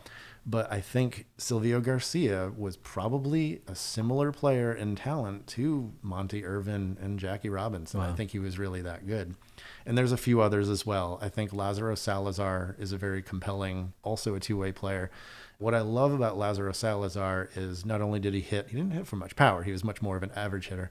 He was also a tremendous manager, and he won 14 titles in Latin America, despite dying tragically at like age 42. Wow. He was the player manager of Rafael Trujillo's team in 1937, where he brought like Josh Gibson and Satchel Paige and Cool Papa Bell over. Like 25-year-old Lázaro Salazar was the manager of that team, which shows how highly he was thought of. Cool. And, you know, there's players in Puerto Rico. Orlando Cepeda's dad was probably better than Orlando Cepeda. Perucho Cepeda, just an unbelievable player. And Pancho Coimbre is a legend there as well. So those are like the two biggest pre-integration players from Puerto Rico. And gosh, Venezuela, it's interesting. There's fewer well-known stars from like before integration. Vidal Lopez, another two-way player, was a very fun one. I'm not convinced that he was a Hall of Fame level player, but there are signs there. And then I'll take one from the Dominican Republic too, Totelo Vargas. Yeah. I've heard you talk about him a couple People times. might know him from the fact that right now on Baseball Reference, he has the single season record for batting average. So that made me think, like, who is this guy? Yeah. Why does he only have a couple seasons on Baseball Reference? Well, he played 33 years in like 7 different countries and hit everywhere he went. I'm convinced that if he was in the majors his whole career, that's like a 3,500 hit guy. Wow. Okay, so let's shift gears now to talk about the integration of the Negro Leagues records with the white Major Leagues record books. But before we dive in, because a lot of this is very complicated and messy, let's kind of make sure that everyone is on the same page for the rest of the conversation. I think a lot of people mistakenly assume that the Major Leagues are only the American League and the National League, which is what we know today as Major League Baseball. But there's a difference between what we call the Major Leagues today and a baseball league which is considered major. Most people know that there's a distinction between major leagues and minor leagues, but they might not necessarily understand that there are many different minor leagues under that larger umbrella of the categorization of minor league baseball. But that's been that way throughout time. The major leagues are very similar in that sense, from the Union Association to the American Association to the Federal League, and of course the American League and the National League, which remain the major leagues today. There have been many different quote-unquote major leagues over the years.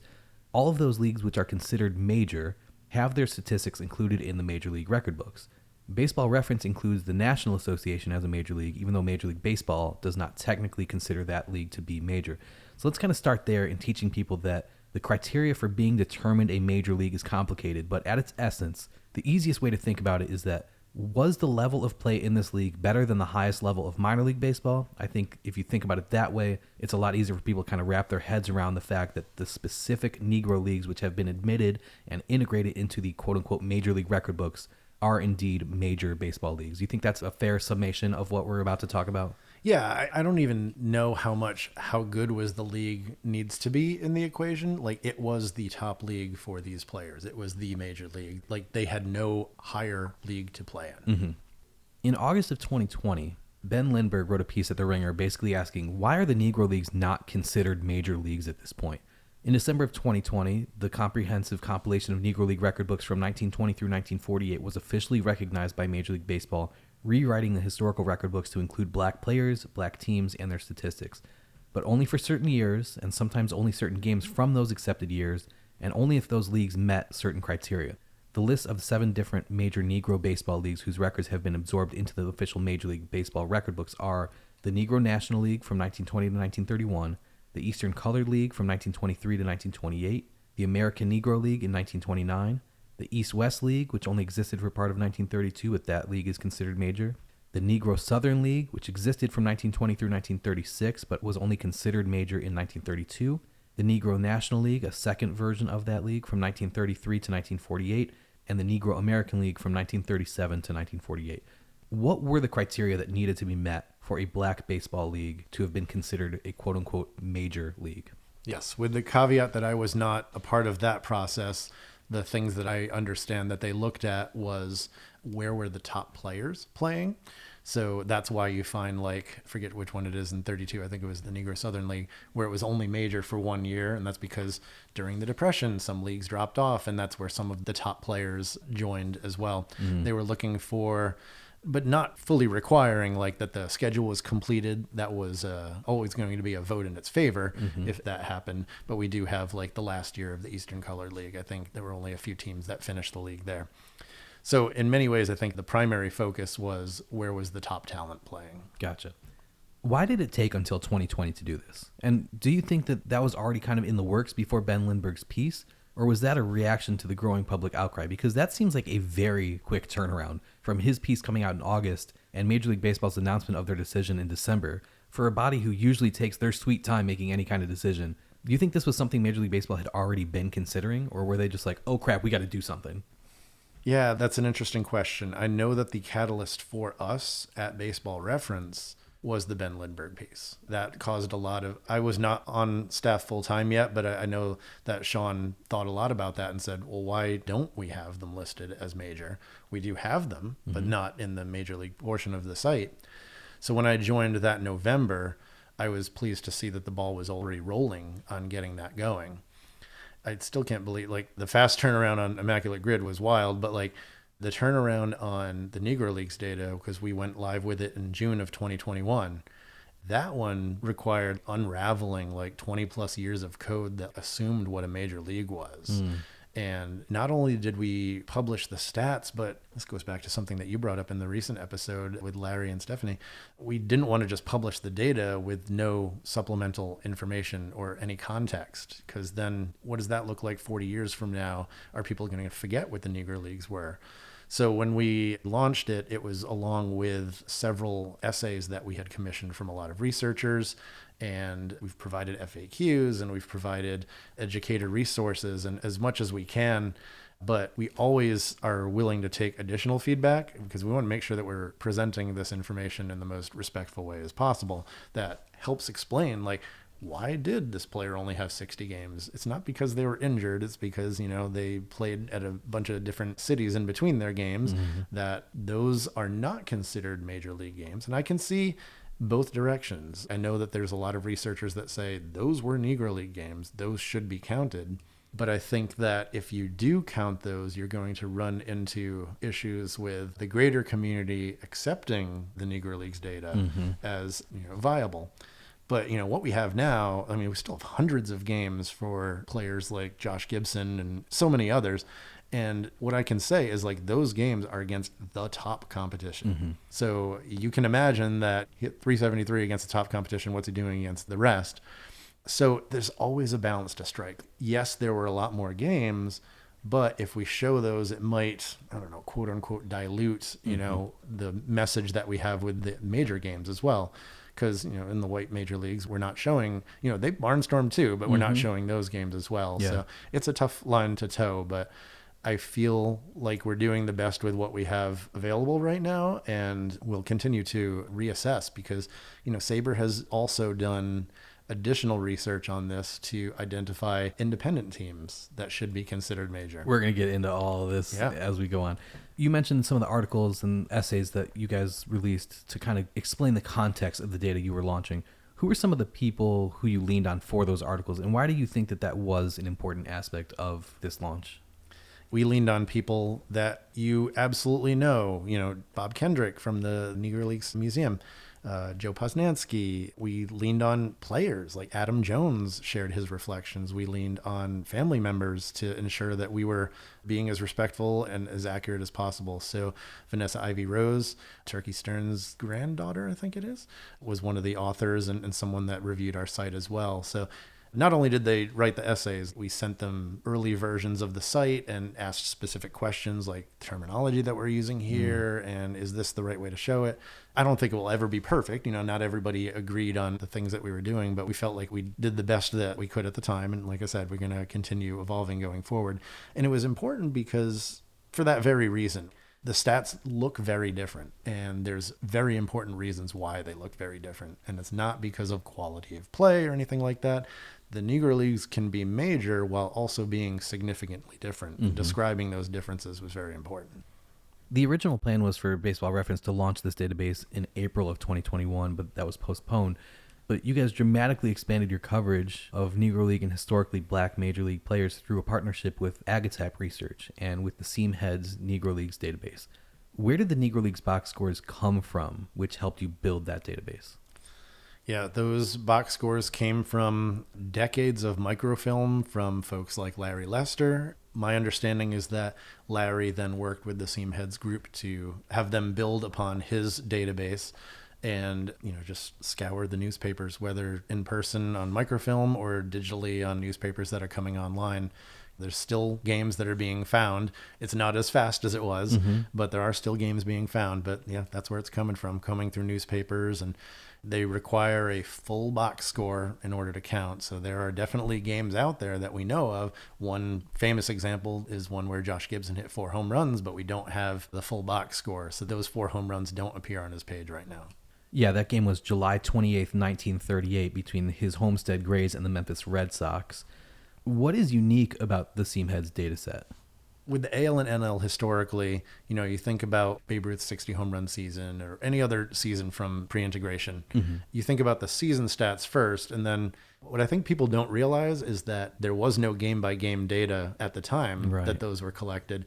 In the subsequent years, RetroSheet has put those game-by-game logs together, and sometimes those don't add up to the totals that we're seeing on the seasons. So we actually have not updated our season level data to reflect the game-by-game data in the AL and NL, except in extreme cases that are very famous, like Ty Cobb's hit total and Hack Wilson, and I think there's a Lou Gehrig RBI that was different or something like that. The Seam Heads data, they collected all these box scores and then totaled them to get the season total. So I guess what's unique about the Negro Leagues data is it's just totaled from the game log up, which is something that we haven't done in the AL and NL, which I like to maybe half-jokingly say sometimes that the Negro League season data is more accurate than the AL and NL. Because like I've heard you say previously, if every hit has a corresponding hit allowed from a pitcher, then you know where they're all coming from, as opposed to, oh yeah, this guy had 197 hits that season, but no pitchers gave up you've got to account for it all, and you guys have accounted for it all with this Seam Heads database. I will say the Seam Heads group has accounted for it all. This is not work that we're doing, so I want to give the credit to the incredible work they've done there. But yeah, I think people would be shocked to know that there are some pitchers that if you look at their game-by-game earned runs allowed, it does not match their season total, and there's probably like a half-run difference for some pitchers out there. Yeah. The Negro American League, which was formed in 1937, continued operating until 1962, but it's only considered a major league through the 1948 season. But let's not forget that it was Major League Baseball's fault that black players had to play in that league in the first place. And then the argument is that after Jackie Robinson broke the color barrier in 1947, all of the best black players were going to the now integrated white major leagues, so the level of play of the Negro Leagues wasn't high enough to be considered a major league. But when you look at the actual numbers, in 1947, 0.9% of major leaguers were African American. The following year, 1948, that percentage dropped to just 0.7%. 1953 was the first year African Americans made up more than 3% of major leaguers. But if you do the math, in a league with 16 teams and 25 players, 3% of major leaguers means 12 players. 12. Mm-hmm. Not even one black player per team on average. So it's not like the level of play in the Negro Leagues just automatically fell off a cliff once the color line was officially broken, right? Integration of the major leagues was incredibly slow. There was also the integration of the minor leagues. So you did see higher percentages, and there's been a great book that came out in the last year on this that I've been devouring. The integration of the minor leagues was also slow, but in some cases more extensive because they didn't have the quota systems to worry about as much. So not only did Negro League players go from the Negro Leagues to the major leagues, they also went to the minor leagues, and fewer of them would get called up. So you had like incredibly talented players in the minor leagues, and some of the stats they put up, like go look at Minnie Minoso's minor league stats at some point. It's ridiculous that he was placed in the minor leagues. Is there a website that I could go to look at those stats? There is. Baseball-reference.com might be a place to look, particularly those stats in San Diego. But anyway, many researchers do believe there was a drop-off after 48, but did it drop off to no longer being major? That's up for debate, and like we'll probably talk about a debate that Saber did tackle. In 1969, the Special Baseball Records Committee of Major League Baseball officially recognized 6 major leagues: the National League, the American League, the American Association, the Union Association of 1884, the Players League of 1890, and the Federal League of 1914 and 1915. Forget how the powers that be recently determined whether or not certain Negro baseball leagues were considered major or not for now. How did they decide in 1969 that those leagues I just mentioned were all major, all those white leagues? So again, that was decades before me, so I don't know the exact process, but I think they were looking at similar things, like that the leagues played a full schedule, that there was top talent in the league, which I think there's still some of those that it might be a little debatable if there actually was. I think in terms of the Federal League, one of the things that they did was they knew that some players had played in both the Federal League and either the American or National League. And if their statistics were similar enough in the Federal League, they kind of deduced that the overall talent of the league must have been similar. If they're putting up the same numbers in what we absolutely know are the major leagues, then this league must have been a similar talent level if their numbers are similar in that league. Yeah, and I think that there was a wider variety of talent back then. Like there were a lot of great players who were not playing in the major leagues, not just in the Negro Leagues or black baseball, but in semi-pro circuits and things like that. So I'll leave it at that. Yeah. Other than the American League and the National League, every other majority white baseball league which is considered major has been defunct for over 100 years. So I know it's hard to definitively say, but are there any white major leagues which are included in the major leagues record books that you feel aren't worthy of inclusion? It is a little bit surprising that the Union Association is considered a major league. I know that Justin McKinney has done a lot of research on that and has told the story about how that league came to be. It was one dominant team, essentially. So that's probably the one I'm most surprised about. The Players League only lasted a year, but you look at the players who were there, and it probably makes you wonder if the National League was actually a major league. There were so many good players in the Players League. That's really the only one I've ever questioned. I do tend to sit on the side of the National Association being a major league as well, though. Major League Baseball can only offer data for games in which box scores exist, so as to preserve its unique double accounting of offense and defense.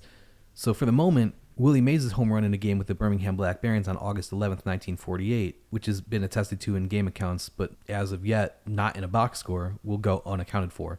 What are the standards for whether or not records are worth including? Like, if you find a box score printed in a newspaper, that counts. But if you find box scores from a fan's collection of scorecards, would those cross the threshold for inclusion, or do you need more verified confirmation than that? That's a good question. I do wonder what the Seamheads Negro Leagues team would have as their standards for that, if a scorecard would be acceptable. And I think that we would trust their judgment in terms of whether to include it, because they're looking at it in terms of the consistency of their database. If they feel confident in the source of that scorecard, I think we'd feel confident in publishing it. If you were going to make the argument for keeping the record books segregated, what would that reasoning be? If I was going to make a case for the record books being segregated, I think my reasoning would be because of the number of official league games. It would make it very hard for the Negro League players to compete. Heavy Johnson's 1923 season, he won the Triple Crown. He led the league with 20 home runs and 120 RBI and hit 406 in like 94 games. But none of those totals are going to be on any type of top whatever list in a combined record book. So I don't know if I'm advocating for separate record books, but if that was the case, I think the benefit is you would be able to see who were the best single season home run totals in the Negro Leagues, which, that's one of the things that we made sure we added to StatHead, the ability to group all of the Negro Leagues together so you can run those types of searches and find out what those are. In terms of like having them in record books, I guess the fact that we're still finding games from the Negro Leagues too, maybe that's a reason to have it separate because it's more of a work in progress as well. Yeah, I think it's tough because Negro League statistics just have so many caveats to them. You got the shorter league schedules, the unbalanced schedules, the fact that there are so many barnstorming games mixed in between. How can we as historians relay the statistics that we do have while also providing that proper context to make those statistics actually mean something to the people reading them? Right, yeah. One of the benefits of a totally separate Negro Leagues record book would be like year by year, you can talk about this is what the league looked like. This is what our data coverage level is, because it doesn't make sense when you first hear it, but as the leagues matured, we actually have less data. In the 20s, we have almost 100% of the box scores represented because the coverage was so strong. Like Rube Foster built this thing, like there was a lot of coverage here and there's very few games missing there. So I don't think Heavy Johnson's aforementioned Triple Crown is going to be changing anytime. Right. But then as we get into the Depression and the 30s, then we get fewer games are being reported on the box score level in the newspapers. So there's fewer stats there. So the 30s in general, it's, maybe 75% coverage. But then the 40s, you get the interest turning to integration and Major League Baseball, and the teams are just not being reported as much in the black press, the box scores. And with the war, they didn't have the resources necessarily to cover them in the first place. Yeah, that's true as well. So it seems like there's always something against the Negro Leagues getting the coverage that it deserved. But yeah, the box scores dipped down to something more like 50% during the 1940s. Do you see there being a chance that a heap of old archival records will be found that might improve our knowledge of Negro League statistics from the 30s or 40s or pre-1920 black baseball leagues? I wonder if there's that heap out there still. I know that there's some skepticism among even those on the Seamheads team. Like, they must feel like they've overturned every stone at this point. Yeah. But like, Memphis has so few box scores in the 40s. That's made me very interested in a player like Neil Robinson, who is an all-star like 12 times or something like that. And like 30% of his box scores are out there. But every time more box scores are found, he looks even better. And I'm like, okay, this guy was an all-star like a dozen times. All the stats we have look good. I start to wonder, do we have a hidden Hall of Famer here? Like, should this guy be in the Hall of Fame? That's tough to say for a guy that's missing so much information, but there's a case that it could be out there. This is at the point in the interview where I need to remind you that I'm here because I love you. It's going to seem like I'm being combative, but like, I want to learn what this all means, and just remember that I love you. I appreciate that. Okay. One of the arguments that dissenters make is that Negro League statistics just can't be trusted. When you think of all the time and effort and money and attention that has been given to the white major leagues for 150 years, and like you said, there are still mistakes and discrepancies in those record books. As recently as 1985, when Pete Rose was chasing Ty Cobb's all-time hit record, we find out that all along Ty Cobb's hit total was wrong because one game in 1910 was mistakenly counted twice. So instead of Cobb having 4,191 total hits, his career total is actually 4,189. We think, because maybe we haven't caught other mistakes that have been made over the years. And those are the numbers of one of the greatest players to ever live, which gave him one of the most cherished records in baseball history. So you can only imagine the number of researchers who have pored over those specific numbers over the years, and they still got it wrong. Who knows how many stats are incorrect in the record books to this day? And again, those are the stats of the white major leagues, which had major daily newspapers in every single city covering those games and those teams every single day. When you think of how little attention was paid comparatively to the Negro Leagues and to black baseball in America in the press, how can we possibly trust the numbers enough to definitively say this is the new record for batting average in a single season, or trust any of the numbers with enough certainty to change the record books? I don't think we can.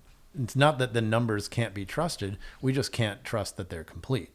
So I trust the numbers that have been collected, but there are more out there. So that's why like something like batting average, where your numerator and your denominator can change. I don't know if trust is the word, but it's not complete. Whereas like if we did find a Josh Gibson season where he hit 82 home runs, I think we could safely call that a record because all we're going to do is add to that. But a percentage is certainly very different. Do you think that has been portrayed well enough with these press releases that the Negro Leagues records are included and integrated?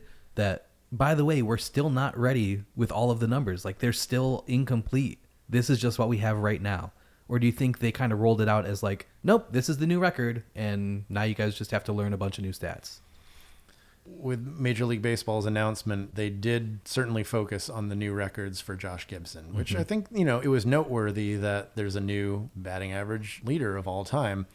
When we launched, we did not make a big deal about Tatello Vargas being our record holder. First of all, like Major League Baseball has the same stats that we do, and they don't consider Tatello Vargas as the record holder because they use a different games minimum. Yes. Which I have a very difficult time with games minimums in the Negro Leagues because there's two types of things. There's the games that the team played, but there's also, do we have a full box score for it?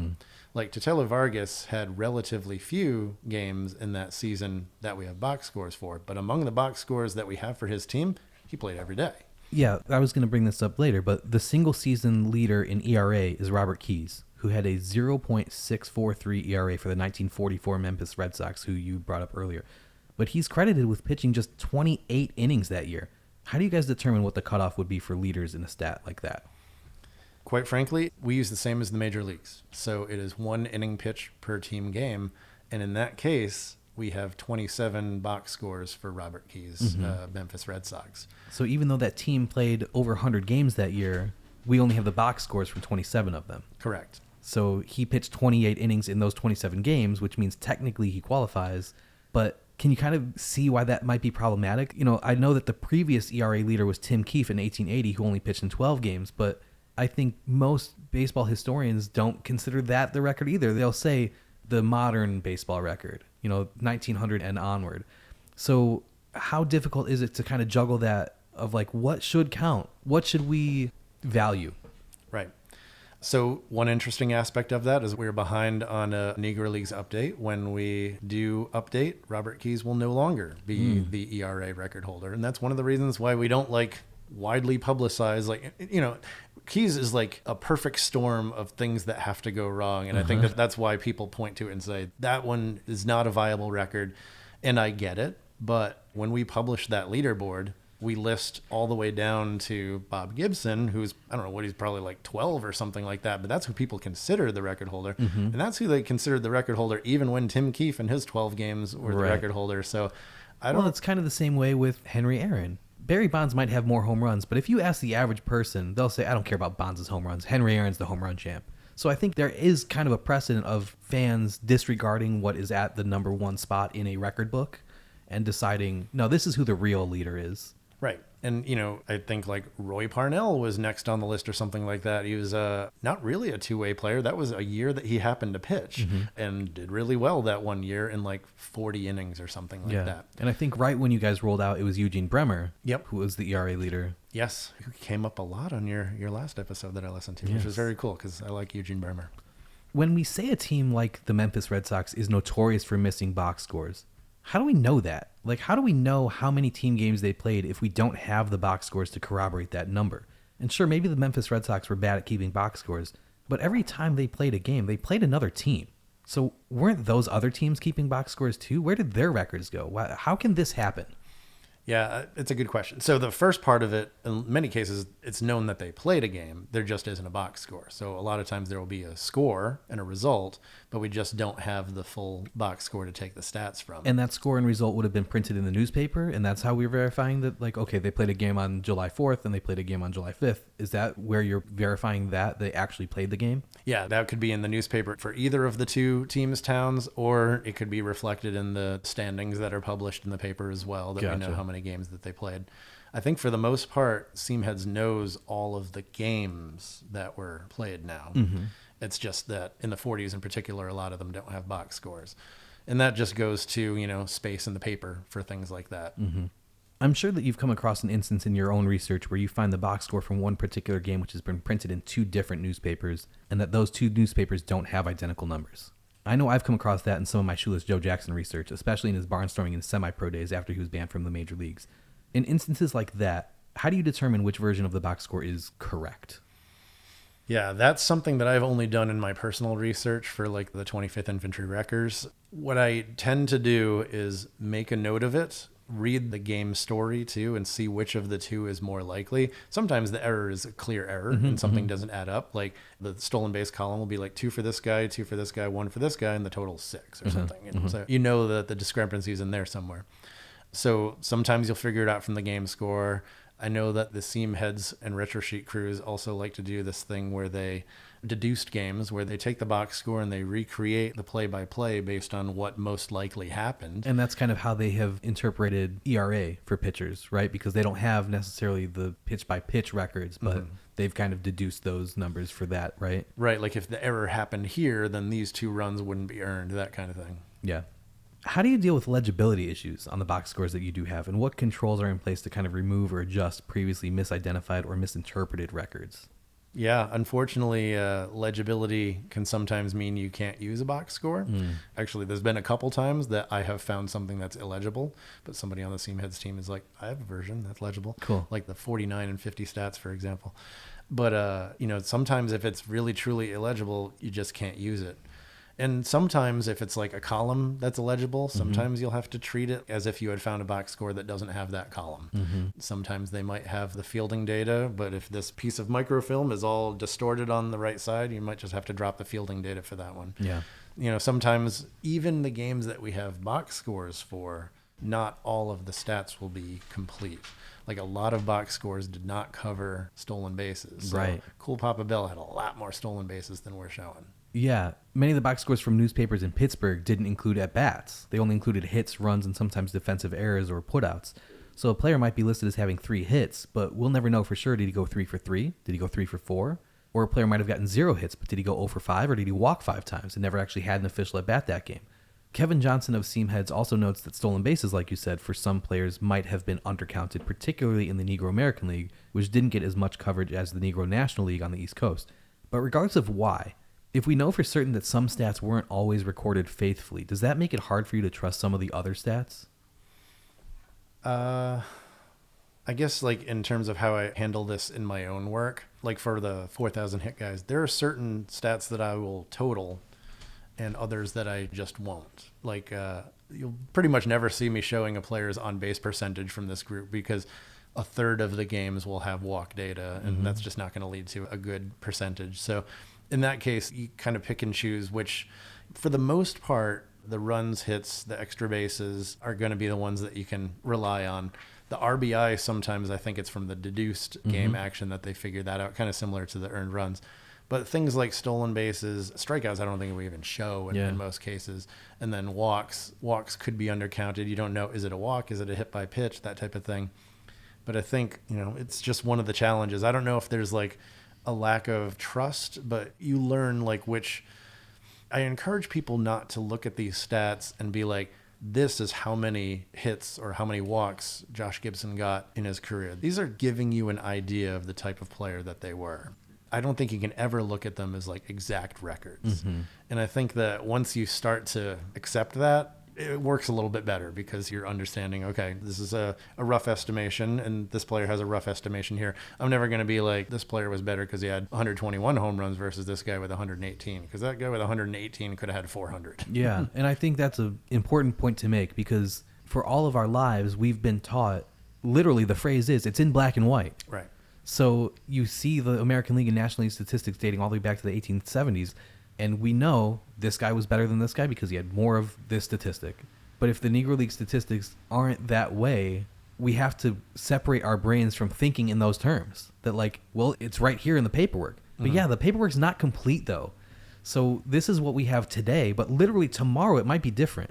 Right. So this is just an idea. Like we are giving you a rough outline of, like you said, the type of player that this guy was. And from there, you can deduce your own value to a certain player or a certain statistic or a certain ability. But it isn't to say that this is the be-all, end-all because it's here on baseballreference.com. Right. I just did a podcast about the Hall of Fame case of Heavy Johnson. And Jim from Pot of Fame, my friend who is the host of that, was like, well, Heavy Johnson hit 370 for his career. So that means he's like got to be the best Negro Leagues hitter outside the Hall of Fame, right? Or one of the best in the Negro Leagues of all time. And I mean, I love Heavy Johnson maybe more than anyone. And I'm like, don't know if I can really say that because, he hit 370. He missed 7 years of his prime while he was playing in the Army. And then like there's these few years where he kind of was like disappearing from rosters and played 3 games here, 2 games there. And what was he really doing that time? Do we know? So from what we have, I mean, he looks like it, but it's hard to definitively say how good one player is compared to the other. Mm-hmm. Renowned Negro Leagues author and historian and researcher Phil S. Dixon has hypothesized that one of the reasons why Negro League teams didn't compile season statistics, despite the fact that they were indeed keeping box scores for each individual game, was because if players couldn't quantify how good they were compared to one another, it would be harder for them to ask for more money because you could never really prove how much better you were than the other players. You couldn't say, well, I've got 35 home runs and he only has 12, so I should be making this much more than him. The players on the team and everybody who's a fan of the team might know, yeah, that guy has more home runs than the other guy just because we've been watching the games. But if you can't quantify an actual number, it makes it more difficult to argue your own greatness. When you hear things like that statistics may have been actively withheld, is that disheartening? Yeah, I've heard that theory, and it's really interesting. Is it disheartening? I mean, I would love to have a black and white record of what happened in the Negro Leagues, like straight down to the barnstorming games they played in between, so you could just see, like, who were they playing? I think that's a fascinating aspect of Negro League baseball is, too. Who are these other teams that they were playing as well? So, that example, I mean, it would be disheartening if that was the reason why. I'm sure that that's one of many reasons. I just don't think that the papers were set up the same way to collect that type of information. And maybe it was extra work to tabulate those every day, and it wasn't worth the return on investment and things like that. So I think there's a lot of different aspects there. There's so many disheartening things about how Negro Leagues data was collected that I guess it's kind of all disheartening to me. Yeah.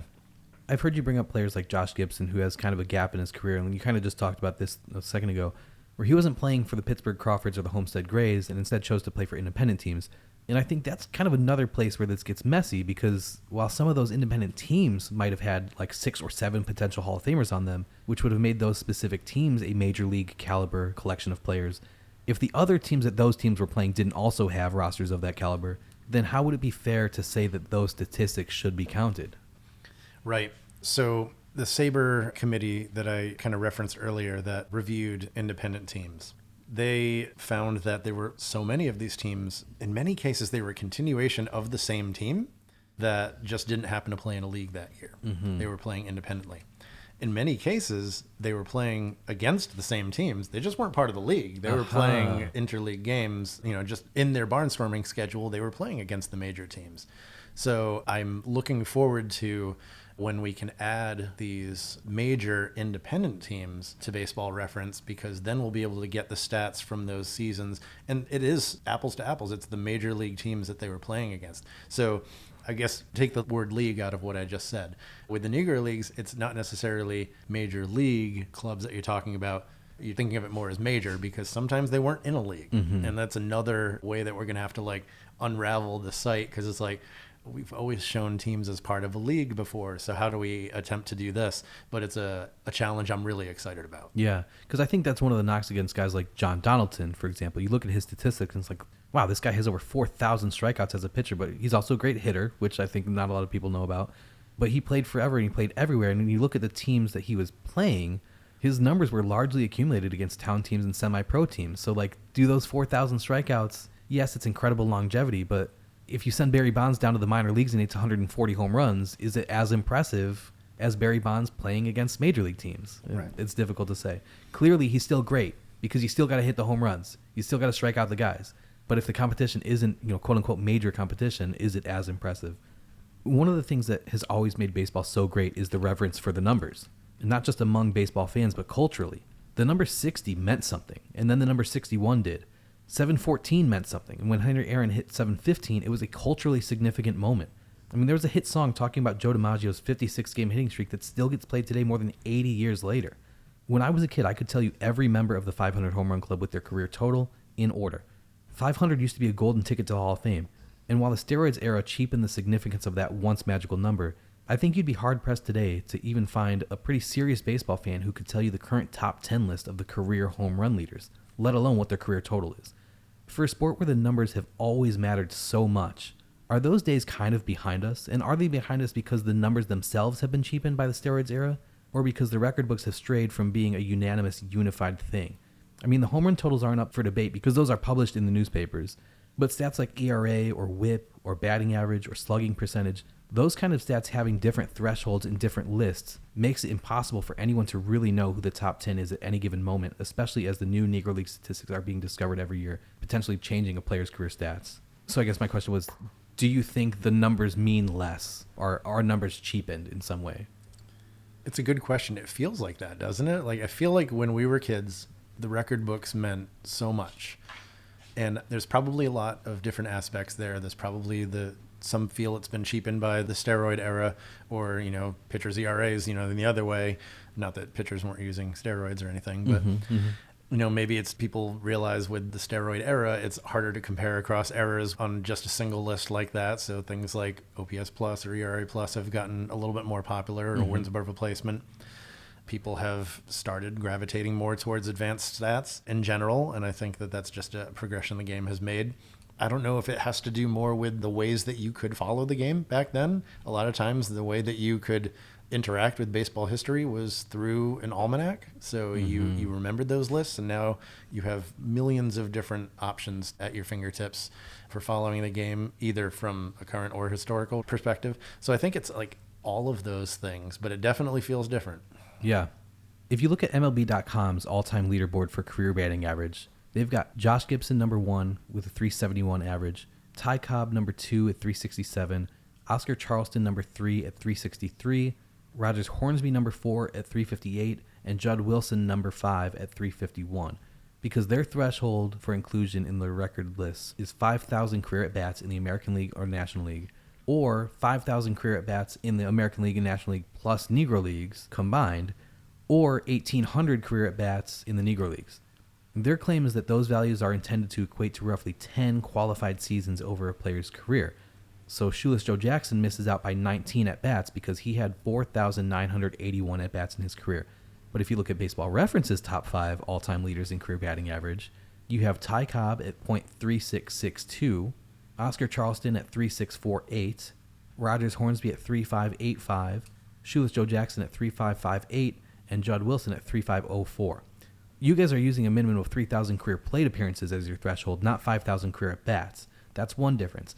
But Baseball Reference also going to 4 decimal places instead of 3, like MLB.com does, means that your lists are different in the actual numbers in some cases, even if the players themselves on the list are identical.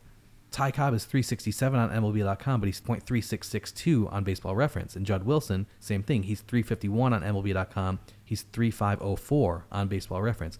So I guess my main question is, and kind of the overarching question for this entire discussion we're having today, what the heck is going on? What numbers should we trust? What numbers should be the real numbers? An average fan who has the question, who's the all-time batting average leader? Where do they go to find that answer? What is the answer to that question? That question, like, if we include the independent teams, it's going to bring Josh Gibson above the 3,000 plate appearance threshold. Mm-hmm. Right now, I can't tell you who's going to end up being the batting average record holder. Mm-hmm. It's, last time I looked, an 0 for 1 could change it. Yeah. So not only that, but we've also been looking at 3,000 plate appearances is not a realistic baseline for Negro Leagues players. Rather than picking another baseline, we're looking at using qualified seasons, similar to what MLB said, where they like roughly estimated what certain number of at-bats would be in a qualified season. Mm-hmm. Well, some players might have 400 at-bats in their qualified season. Some might have 112 because of the box scores we have. Mm-hmm. So that's something that we're going to be looking into doing as well. You know, it's interesting. What did you say? They picked 1,800 at-bats or something like that? That you saw that it was pretty convenient to leave Shoeless Joe off. I thought that it was pretty convenient that it was like 50 at-bats to leave Heavy Johnson off the list. Mm-hmm. So that's another interesting aspect there. But in terms of like who should be the batting average record holder, I think it's important for fans to understand that it's neck and neck and could change with research. I don't know if we need to say who the number one is. I think it's important that the Negro Leagues are considered, but I don't know if... Forget batting average, and I'm not asking for a name. I'm asking if an average baseball fan has the question, where do I go to find the leader in this statistic, whether it's batting average or OPS or whatever? Where do they go? Obviously, you're going to say Baseball Reference because you've got the shirt on, but who should be the authority? How is Major League Baseball not getting all of these different groups together and saying, let's unify everything. Let's make sure we're all on the same page and using the same metrics and the same thresholds. Would that be helpful to the average baseball fan, or is it helpful to have all of these different sites that have kind of their own angles and own perspectives of the way that they look at all of these things? Official means of the office. So it doesn't mean that it's the most accurate. Mm-hmm. We like to work with the research community, such as SABR. We have a very strong relationship with SABR that we cherish. Yeah. And there are cases from Ty Cobb's career hits to what should be a major Negro League team where the research community can differ in opinion from the official record book. We're not that concerned with just matching the official record book. Mm-hmm. We want to represent the research communities.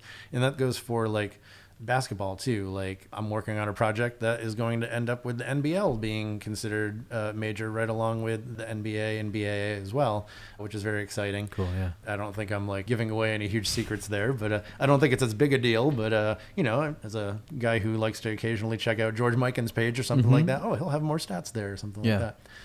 So we're independent and we like being that way. And we love working with the research minds out there to present things as best as we feel we possibly can. Does that mean that sometimes there's going to be some confusion over who has this record or not? It definitely will. A user reached out to me, I guess it was Justin Verlander, who was going to pass Walter Johnson in strikeouts. Oh, okay. And they messaged me and said, wait, why did MLB Network say Elias has this number, but you guys have this number? And I'm like, well, actually, we have the same number as MLB.com. Elias has something completely different, Weird. And I have no idea where that number comes from.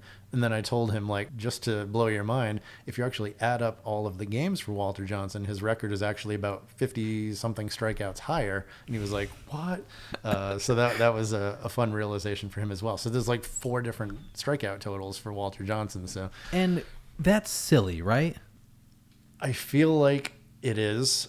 I think eventually what we would like to do is roll up all of the game data. Because, again, when Walter Johnson's career totals were published, it was not from game data. Right. But we have all the game data now. So what's stopping us from rolling it all up? Because, like, so many of these records are going to change. I don't know if we're quite ready for what the feedback will be from that.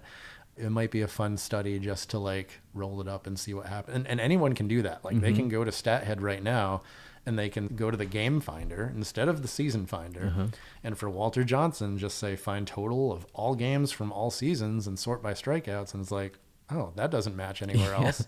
So, yeah, if people try that and find some good ones, let me know about them.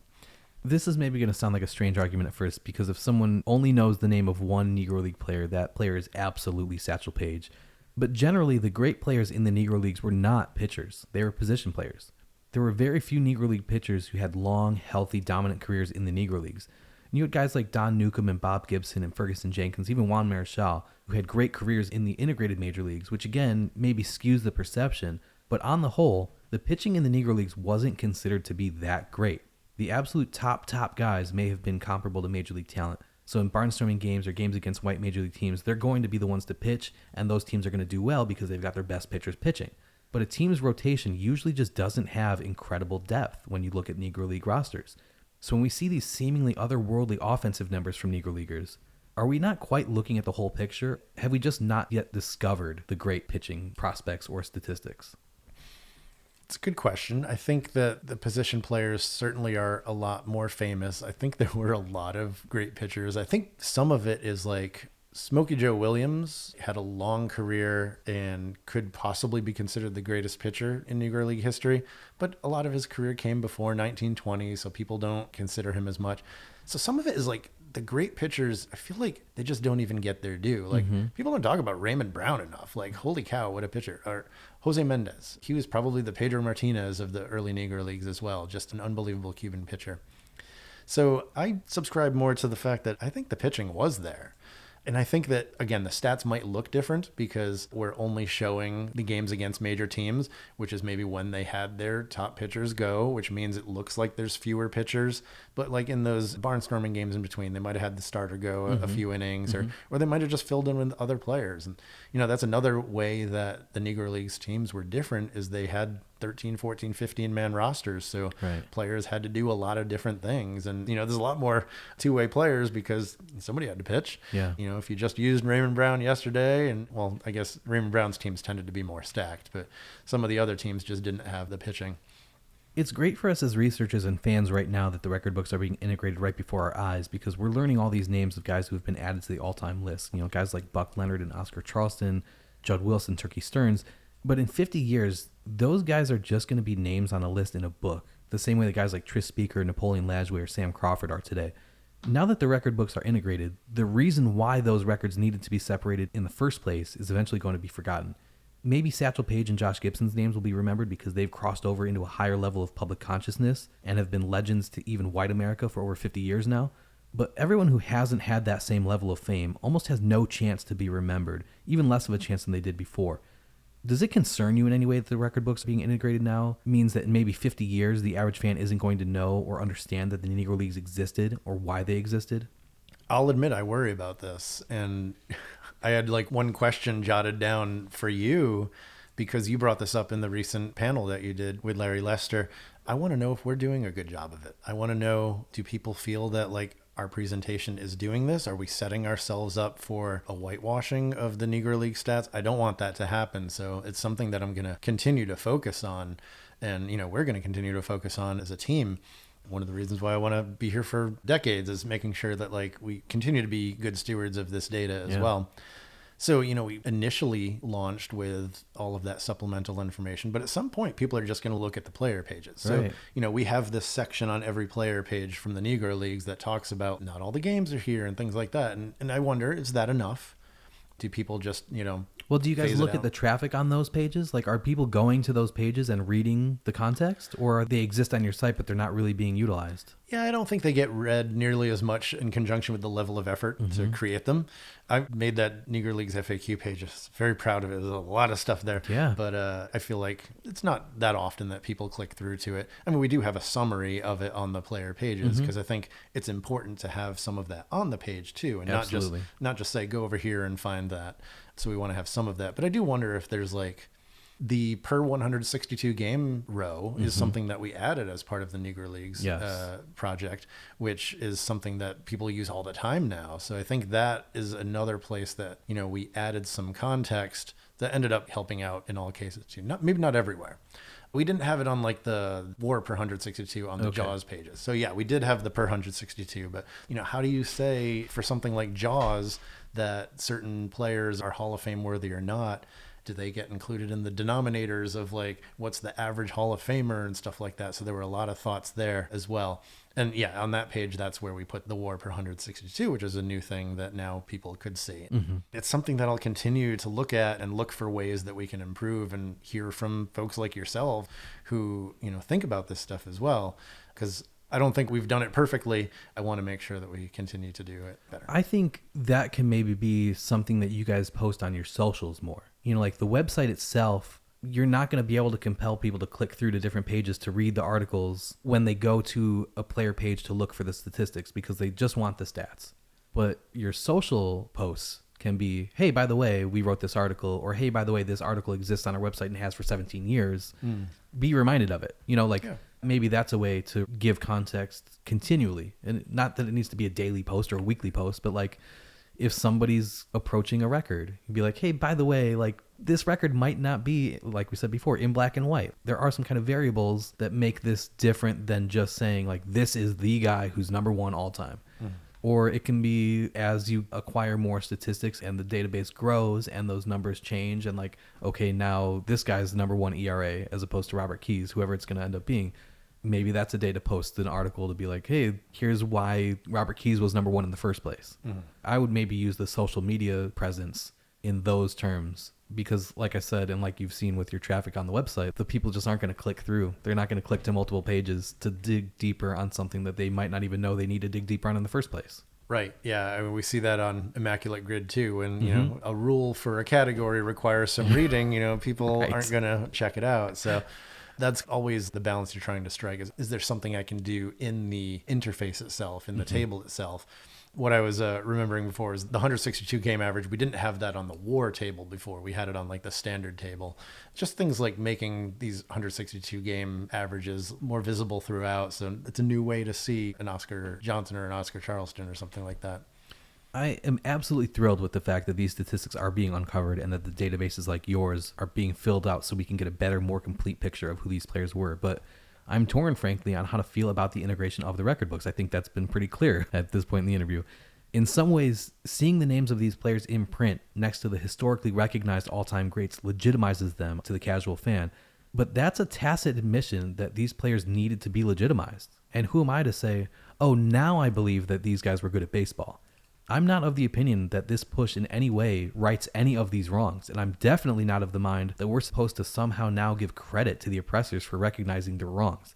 Should I feel this conflicted, or should I just take the win that at the end of the day, more people are going to know who these players are?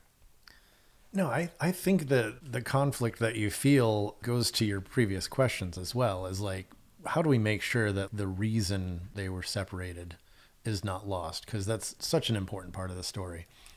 We considered, like, should our leaderboards just be changed to be post-integration leaderboards and then allow you to filter out after that? Because even things like, was it even Major League Baseball before 1947 if it didn't have the best players?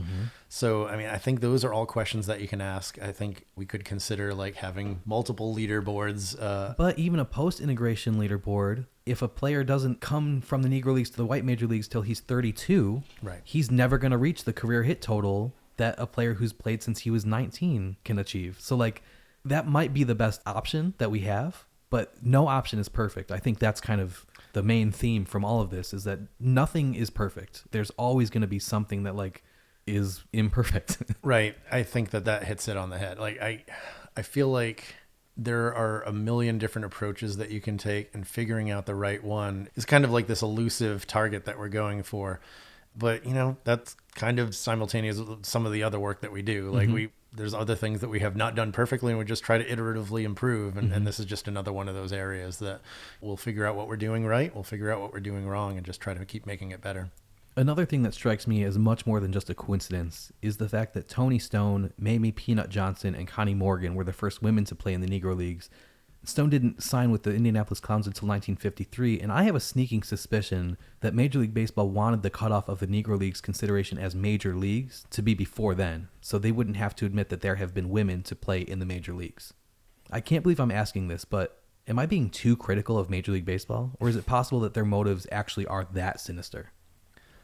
I don't think that was a consideration. I think that there are definitely a lot of researchers who believe that 48 should have been the major cutoff. There's also a lot more who think 49 and 50 should be major as well. There are some who think the Negro Leagues all the way through to 1962 should be major as well.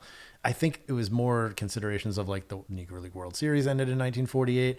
I don't think it's that sinister. Some things end up being more convenient. It's going to get a lot more messy if we start adding independent teams as well. And it's a tough thing to crack, but, you know, it does feel like the right thing to do. There's going to end up being a lot of things that we have to tackle there that we're not considering now. But yeah, I don't think it was that sinister. Okay, good. I hope not. But it's Major League Baseball, so I wouldn't put it past them. You've brought up his name a bunch of times in this interview. You wrote the Sabre biography of Oscar Heavy Johnson.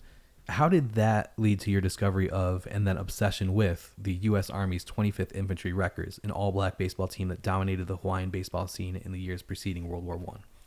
That all started with when we launched the Negro League stats on Baseball Reference. I gravitated towards Bullet Rogan. I knew who Bullet Rogan was, but something about seeing his statistical record all in one place, his hitting and his pitching all combined into like more than 60 WAR. He was the only Negro Leagues player who had a WAR that high.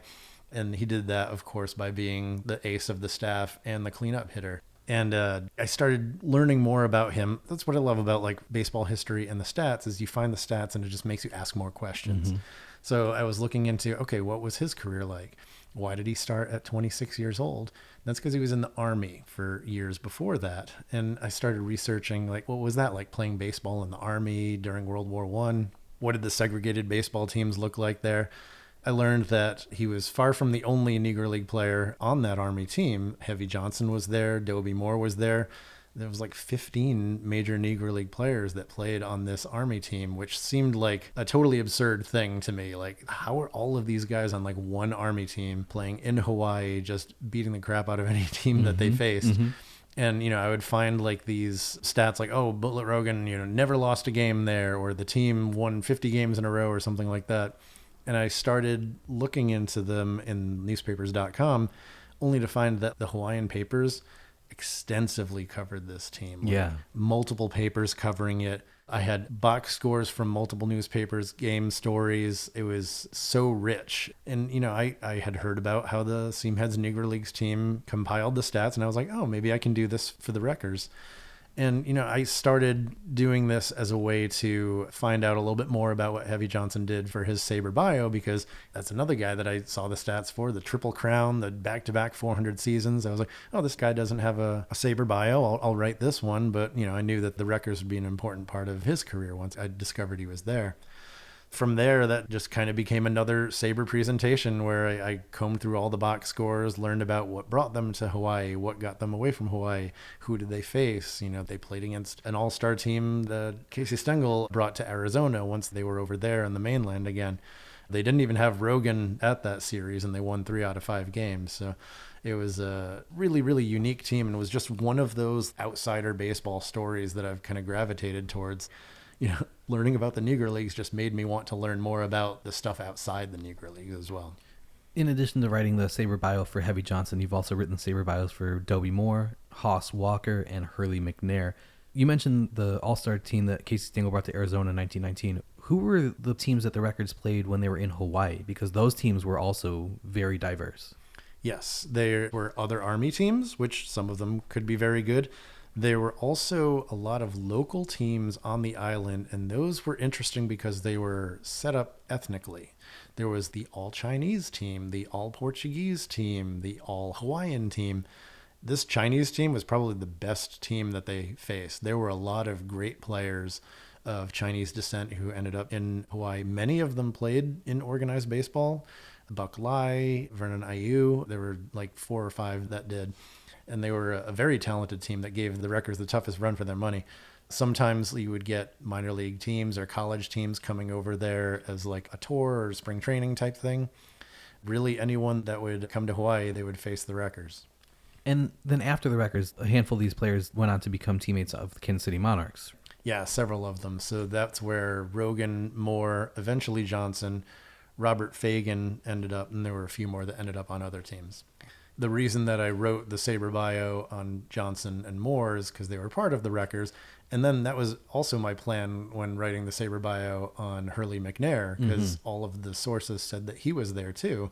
But I did not find any evidence of him in any of the box scores and any of the stories.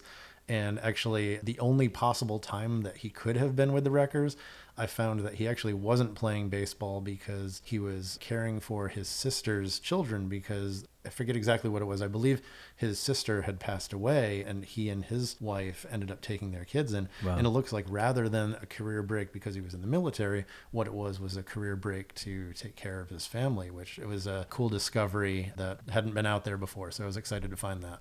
Interesting, yeah. If people listening want to help out with finding more to add to the site, where would you recommend they look? Are there regional historical societies or museums that might have undocumented information, or things that aren't digitized yet, that the only way that anyone will ever be able to see it is by physically walking into the building and touching the papers? Like, what legwork can a regular baseball fan do to try to improve the historical data for the Negro Leagues? Yeah, that's a good question. I would recommend reaching out to the Seamheads Negro Leagues team, because we don't have the game-by-game data up on our site yet. I'm hoping that that's another thing that we'll be able to do. But they have a good sense of like what is missing and which things they think might actually still be out there. I guess there's one of the Memphis papers that was relatively recently digitized as well. Cool. But again, I don't think it's rich with box scores. I think they found a couple more, but I think it was one of those scenarios where like the ones that are published are ones they've already found. Unfortunately, I don't have a great sense of like what the gold mine is that's out there. It's probably most likely to just be a game here, a game there. But I know RetroSheet is doing a similar process as well, and they have found some games that hadn't been uncovered before. So there are some out there. I don't think there's a lot, but there are some. What does it feel like when you have researchers like Scott Simkis or Gary Ashwell tell you that they're excited about the research that you're doing? I mean, so Scott Simkis wrote a book called Outsider Baseball, which is a term I just referenced, and it's the coolest baseball book. It's like a punk rock baseball book. It's like all the stuff that's happening off the beaten path, which I always loved. From day one, I was gravitated more towards Jody Reed, and then I gravitated to the indie bands, and then even the way I follow baseball now is off the beaten path, I feel like. And Scott is definitely a similar mind in that respect. So having him be interested in like the 4,000 hits work and be a part of it as well has been incredibly rewarding, because like folks like Kevin Johnson and Gary Ashwell, I have befriended them and have them on podcast interviews and whatnot. And every time I would go to the Saber convention, probably see Kevin and I sitting there together, just like hanging out and checking everything out. So they've become friends. It's really exciting to see them excited about the stuff that I'm doing. Yeah, in more than 50 interviews that I've done for this podcast now, you are only the second guest who's ever been the host of their own podcast. And you've had a couple. Starting in 2021, you began hosting a podcast called Building the Ballot. And then starting in 2022, you began hosting another podcast that you've referenced a couple times, and just the concept of it called The Outsider Baseball Notebook. What are the biggest differences between hosting a podcast and being a guest on one? And which do you prefer? It's surprising how many podcasts I do these days, and I love it because I love sharing the work that our team is doing. What they do just brings me so much joy. I love working at Sports Reference, and that is so evident. Every single person I work with is like amazing, and we've become very close, and I think they all do amazing things, and I can't wait to tell the world about all those amazing things. So I love that. Hosting my own podcast. So like the Outsider Baseball Notebook was kind of like a weird short run thing where like, I was like, well, I'm going to be talking to people about these Saber bios. Why don't I just record it and put it out there? So I didn't really have any like plans for it.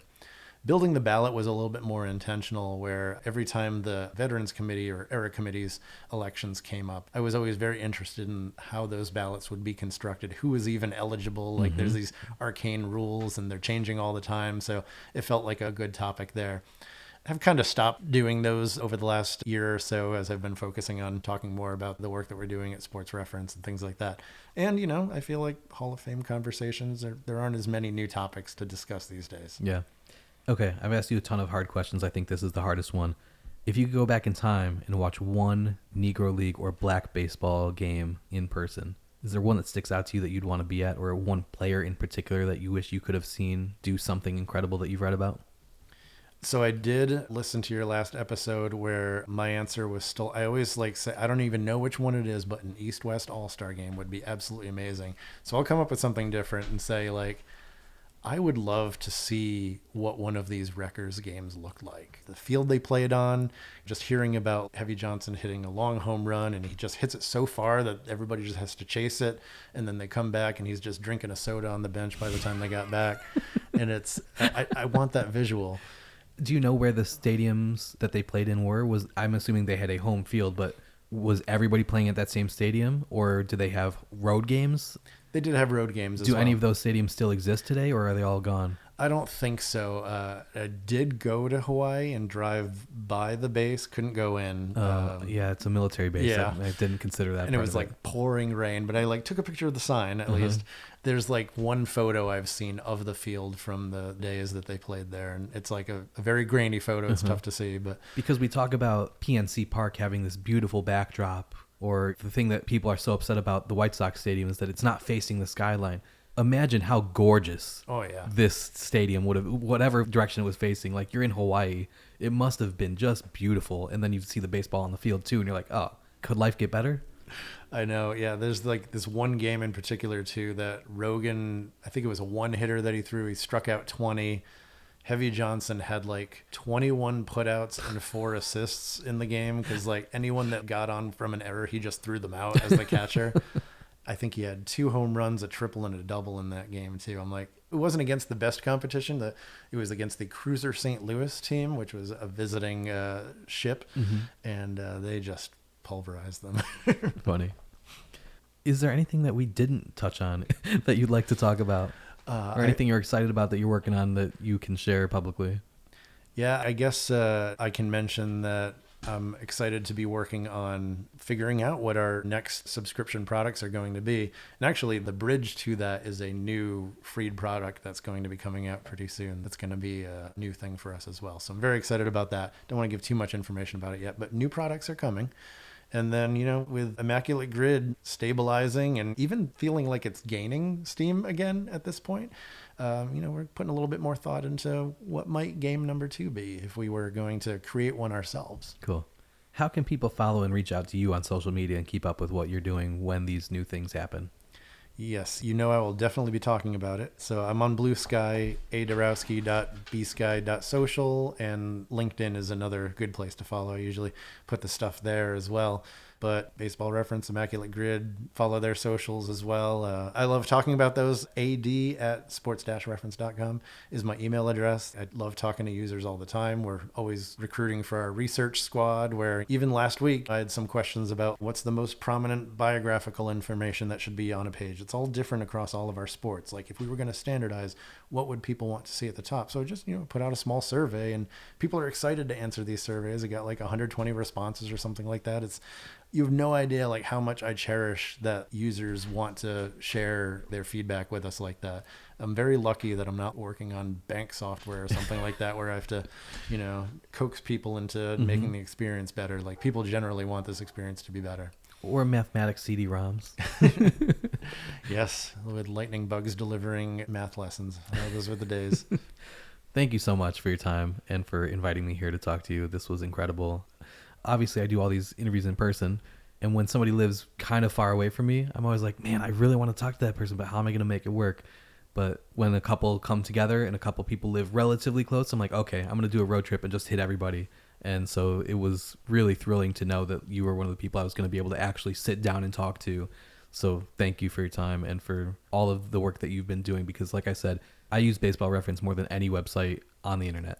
All the research I do, you see me linking in the liner notes in every episode I've ever done for this podcast.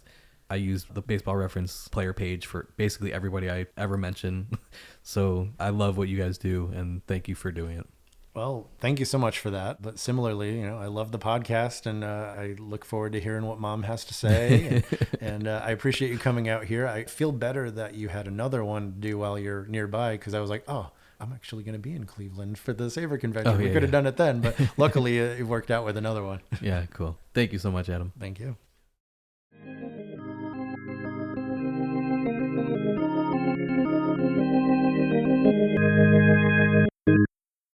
If you think this episode has been worth even $1, please click the donate button in the upper right corner of our website, shoelesspodcast.com.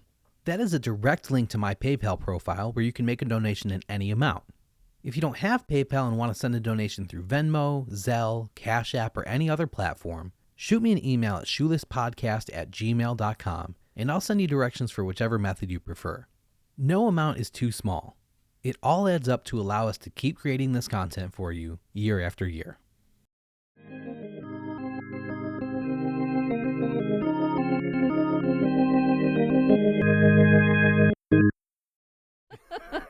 And now it's time for a segment called What'd You Think, Mom?, where we talk to my mom, who just listens to the interview with me, and we ask her what she thinks. This is my real, actual mom. Her name is Lori, but I've always just called her Mom. Can you say something to prove that you are my mom? So back in the day when you were the executive director at the Shoeless Joe Jackson Museum, I was a docent there. I had the spiel down about the line that was critical since the time that the museum opened, which was Shoeless Joe Jackson held third place in lifetime batting average. And I specifically remember when the stats were integrated and all of a sudden Joe dropped down to number 4 because Oscar Charleston came in at number 3. And you immediately talked to us all and said, okay, this is now where we're at, and we need to properly reflect what is the current standings, because this is what it is. And having to pause every time I started to say blah, blah, blah, blah, blah, and remember Oscar Charleston's name. And then take that back to when we went to Cooperstown together about a year ago, and how cool it was to see Oscar Charleston's plaque in the gallery.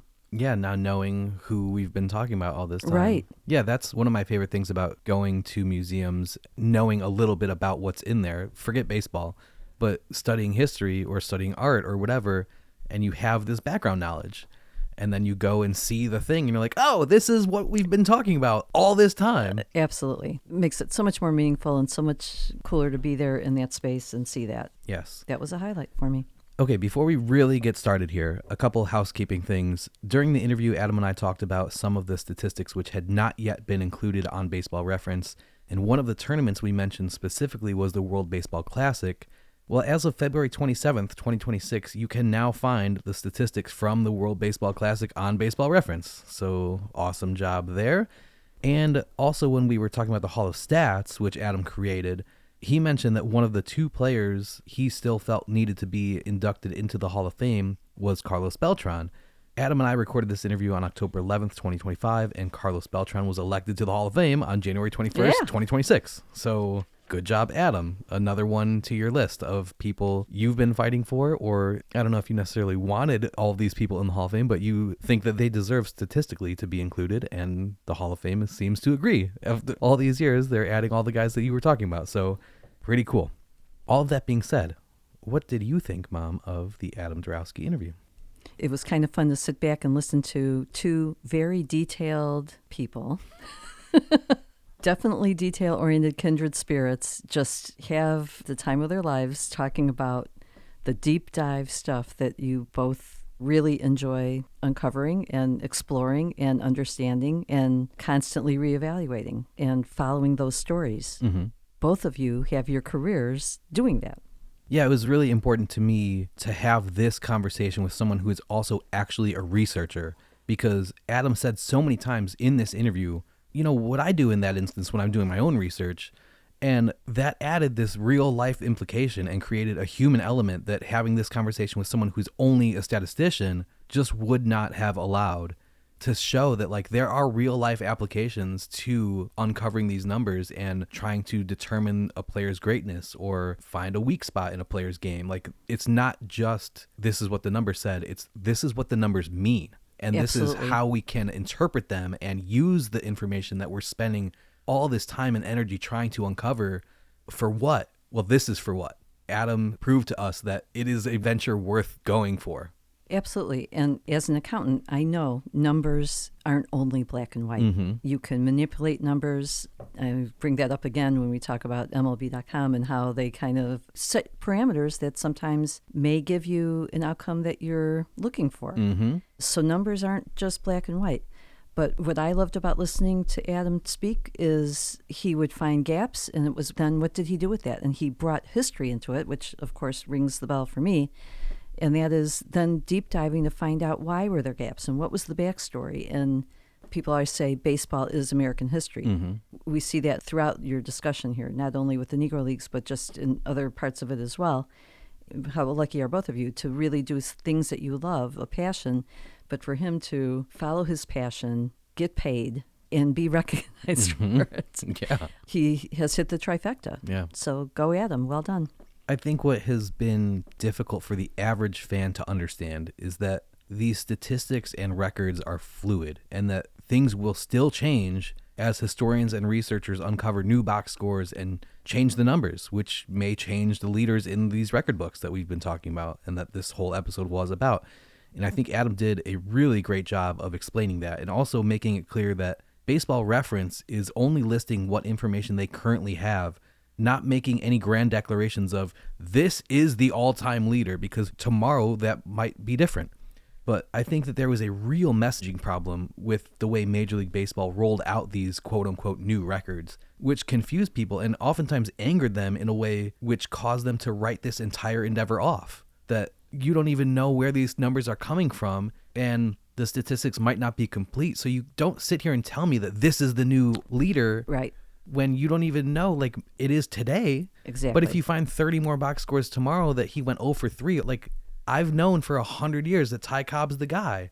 And again, I don't mean to keep going back to batting average, but that's just what we are so in tune with because of Joe Jackson. But the counting stats aren't the ones that are going to be negatively impacted. Those can only go up as you find more. But things like ERA or things like batting average, things like WHIP, those numbers can go down if you find another box score. So I think that is what the average fan, they weren't given that context appropriately when this all rolled out. And I think that is why so many people just completely dismissed this rollout as like, not only do I not understand it, I don't believe you.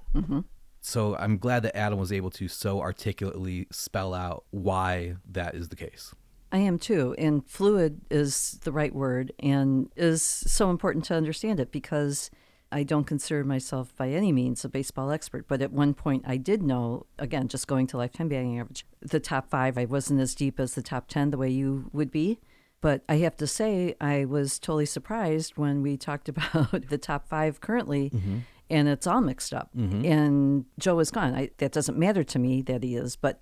Well, and my point when I brought that up is that the 2 sites, right. and those are the only 2 that I talked about, but there are other sites that Adam mentioned as well. The MLB.com and Baseball Reference don't have the same 5 guys. Forget that their numbers are different, which is also wild.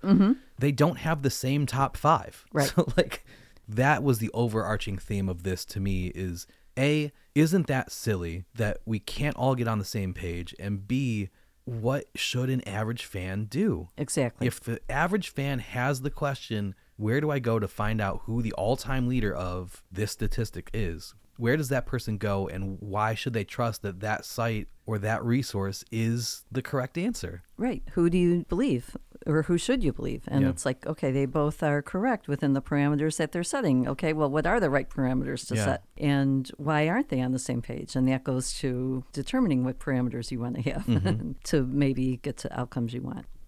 I've always been intrigued by Immaculate Grid, and of course, it was interesting in him say that Sports Reference was watching the trends of how they would maybe get hits of 12, 50 people going into these parts of their website to having it explode because all of a sudden, here comes the Immaculate Grid team, right, the squad of that, and it just takes over. And they have the foresight to go, okay, what's going on here? How do we dovetail with that? And they are the place where people are going. So that was kind of cool to, okay, let's build this. And even hearing Adam talk about how he does the grids and how he still does it old school by hand, and of course appreciate that because there's something about that. But that tells me the enjoyment that he even gets out of building it, that it's a challenge to him. He doesn't want to just push the button. He wants to put more thought and effort behind it because he gets something out of that too. Right, yeah. And I liked that Brian Minter, the creator, came to them because he had the vision that this can be something bigger than I can possibly make it.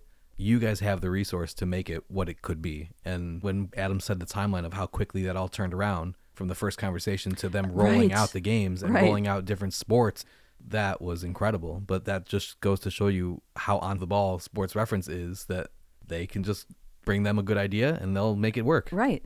Yeah, that timeline was crazy. Yeah. If I was a corporate entity, I think I would be a little concerned about his comments about the weekday usage of the Immaculate Grid and how it falls off on the weekends and holidays because people are using their work machines, as he said, to participate in the whole deal. That was kind of funny. Isn't that the whole argument about jobs not wanting people to work from home? Right. Because we can see how often you're not at your computer, and everyone's like, that's the same amount of time I'm not working at my real job. Right. You just can not see me when I'm at my house. Yeah. You think I'm working because I'm at my desk. Right. You know how long it takes me to fill out that Immaculate Grid after doing the research to find the right categories? Right.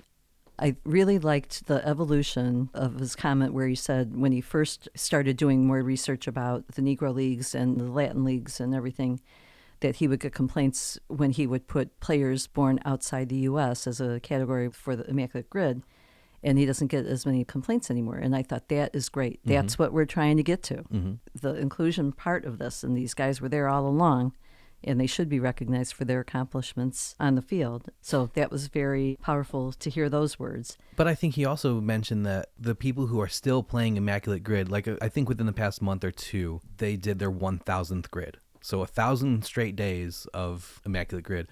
So the people who are still playing this game have been around for a while. So I think a lot of that is the first time you play players born in Venezuela, nobody's thinking with that brain. But now once it's been introduced as this is a category we might use, Now you kind of need to know, all right, I'm going to go find some Venezuelan players. Right. And the people who are in your wheelhouse have that knowledge. Right. The people that we know from Sabre, they're not going and looking up everything. They have it already in their... Not necessarily. I think pro basketball and pro baseball are different, where if you're a pro basketball fan, you generally know where guys went to college. And it's a little different today because you used to go to college for 4 years, and now a lot of the best players who can go to the NBA are not in college for 4 years. But it's not that same way with baseball, where like most players don't go to college, first of all. And even still, like, I don't think the average fan just knows what country a random player is born in. So I think it is something that you do need to look up. I don't think even the people playing Immaculate Grid, I don't think that's just something that they innately know. Where I'm going with that, though, is I'm thinking of the Negro League players. To play an Immaculate Grid, it doesn't need to be a Negro League player. No, I know, Yeah. but that's where I'm going because that's what we generally talk about. So when he said that, that's where my mind went, which was now we know so many stories of different players being born in different countries or playing in different countries or whatever during the course of the Negro Leagues. You know, it's reasonable that the people who really know the history now, after X number of years of having been exposed to it, you have a group of people who have those facts kind of well at hand. Yeah. And that only has come about through the research, the sharing of the research, and the education of the people who are going to absorb that. And there's the beauty of it, that now they have that at the tip of their hand. And having a resource like Baseball Reference where you can go to any player's page and it's height, weight, bats, throws, and then where they're born. You know, so it tells you, and if the player is passed away, what day did they die? Where are they buried? What cemetery are they buried in? If they have that information. So like having Baseball Reference be this resource for all of the information. They also have links within the drop-down menu. If a player has a Sabre biography written about them, you can click one click and just find it right there. And I said this to Adam, in the liner notes of every single episode I've done for this podcast, when I bring somebody up or when the person I'm talking to brings somebody up, I will include their Baseball Reference page and their Sabre biography if they have one. Right. Those are the two things that I go to most often, and that's how I do my research. You know, that's how I learn about all these guys or Absolutely. or women. And that's what it should be, because you're speaking to the same audience with all three of those avenues. And how do you know that? Because who's writing some of these Sabre bios? Yeah. Adam is. One of my favorite things about being friends with Adam, other than him just being a genuinely good person, is that when I have a question about Baseball Reference, I can just text him and get an immediate answer. Like a couple weeks ago, I texted him because you know how when you go to Google and your cursor is just automatically in the search bar and you could just start typing without moving your mouse or clicking anywhere? I texted Adam to be like, how hard would it be for Baseball Reference to do that for me? Because, you know, like sometimes you go grocery shopping without a list and you're just kind of aimlessly wandering the aisles. I never do that with Baseball Reference. I'm always going there because I'm looking up a thing. Right. So I don't want to always have to click to get to the search bar. I'm always going to be searching. So I asked him, how hard would it be for Baseball Reference to do that for me? And he immediately texted back and was like, you know, all you have to do is press the tab button on your keyboard once the site loads and your cursor will automatically be in the search. So you could just start typing without touching your mouse, right? I was like, my life was changed for the better immediately. Oh, it's a beautiful thing. That was not something I knew. And now I know because I'm friends with the guy who makes it happen. Well done. So it's great to have friends who create your favorite websites. Yeah. And that's what I'm saying, listening to the two of you together. Two peas in a pod. How cool and rewarding for him to find out from Kenny Lofton that Kenny Lofton uses his website, not in the way he might have originally intended, but that was a great story. Yeah, I've heard Chipper Jones on podcasts talk about, I don't think he's necessarily name dropped the Versus Finder, but he has definitely talked about how he's been golfing with somebody and they look up, well, what did I do against you? And it's like he's absolutely using that function on the website. Right. I liked hearing about Adam's Hall of Stats and how he was doing his own research to inform the potential voters in the Hall of Fame. What a concept to put the real stats in front of them or just start the conversation. I like that Hall of Fame voters actually have the numbers in front of them or the truth in front of them and can make informed decisions as they're voting on a ballot. Well, I think Adam's point there was creating a Hall of Fame that is just based on the stats. I don't want to talk about, did the media like this guy? Right. I don't care about that. Was he one of the best players who ever lived or not? Right. To me, I think that's what his website was about. Yeah. Forget the off-the-field stuff. Forget the narratives. Forget was he a good clubhouse guy. Was this guy one of the best players to ever put on a uniform? And when you break it down like that and put those numbers in front of the people voting, that makes a difference. Having a player not be in the good graces of the media might be the reason they don't get initially inducted. But for these guys who are now 50 years off a ballot, the media members who were voting on them didn't meet this guy. Yeah. Didn't know him as a player, didn't interact with them in the locker room. So let's just look at the numbers, forget the stories you've heard about them, because maybe there's a journalist who had an axe to grind, and that's become the narrative about this person. Maybe it might not be true, Right. So let's look at the numbers, and looking at the numbers, look at all the players that have been inducted now, because, and again, like he said, maybe not because Adam put them on his website, but certainly for some of them, it helped. And rightfully so, because his life has been devoted to tracking these things down. And so he has earned the esteem that he has because he's proven he's worthy of it. So again, just great to have that kind of unbiased information and just the facts, the true numbers in front of somebody and compare apples to apples. And as you said, let the best players actually be voted into the hall. Adam brought up a really interesting point that we kind of breezed past when he said it, but I wanted to bring some more attention to it here. Early in the interview, I asked him what were the criteria for deciding not just which Negro leagues were to be considered major leagues, but which white leagues too. And one of the boxes that needed to be checked for a league to be considered major was that the top players were a part of the league, helping to make the best competition. And then later in the interview, Adam brought up the idea that if the pre-integration white major leagues didn't include the best black players, could that league really be considered a major league? And that's a question that knocked me back a little bit. But none of them had black players because it was pre-integration. That's the point. So you're saying that those white leagues should not have been considered major leagues? By Major League Baseball's own criteria, if they don't have the best competition playing in the league, it's not a major league. When people talk about how it's hard to compare eras, there are examples from each period in baseball to illustrate how they're different from the others. You hear about the steroids era in the 90s, or you hear about the drug use in the 70s and the 80s, or the rudimentary diet and exercise of the 1960s, or how Babe Ruth never had to play against black players. So that is an argument that does get made pretty regularly and has been brought up for a long time. But for Adam to even half-jokingly question, does that mean it shouldn't technically be considered a major league? That was an interesting thought that had never occurred to me. And by Major League Baseball's own definition, if you don't have the best players playing in that league, you're not a major league. So Adam brought up then that Baseball Reference considered making all of their all-time leaderboards only post-integration. And that kind of would solve that issue. But then my rebuttal was, okay, well, what about the people whose careers were already half over by integration? Right. So it's all a mess. There is no easy answer. Yes. There's always going to be somebody who is doing something wrong or cheating or whatever. But when Adam asked that question, I was really taken aback because it's something I had never even considered before.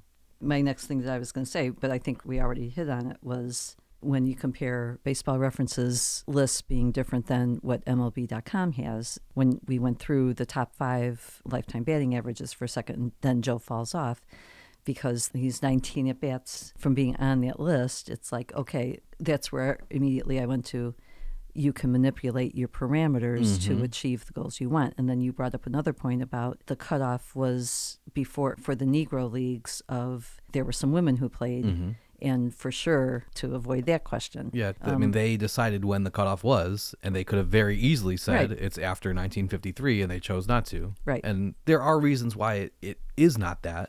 But they could have ignored those reasons because they made the reasons up. Right. So Yeah. it's, you could do whatever you want when you're making the rules. And That's it. What's the old saying? The winners write the history books. Exactly. And so these are the guys who they're choosing who's included. Right.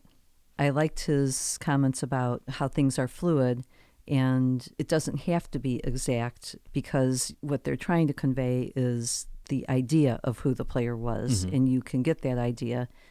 Are another 3 at-bats going to change who that person was? It depends on what stat you're tracking down or whatever. But it's just get the information out there and get the idea of who this player was and how great they were or where they fall in line with their contemporaries. When you asked about what could the regular person do to help the cause along, and he said, reach out to seam heads and find out where their gaps are. There's a great analogy there with history, and I remember years ago as a Lincoln historian where the light bulb went off. Let's just go to the courthouses in Illinois where he was on the circuit for years riding horses from courthouse to courthouse. And the light bulb went off. Let's go to the courthouses and open up the drawers. And guess what? They found hundreds of documents of court cases where Abraham Lincoln's hand is there doing the cases. And so think of the Sabre community. You have boots on the ground around the country, even beyond the country, right? Yeah.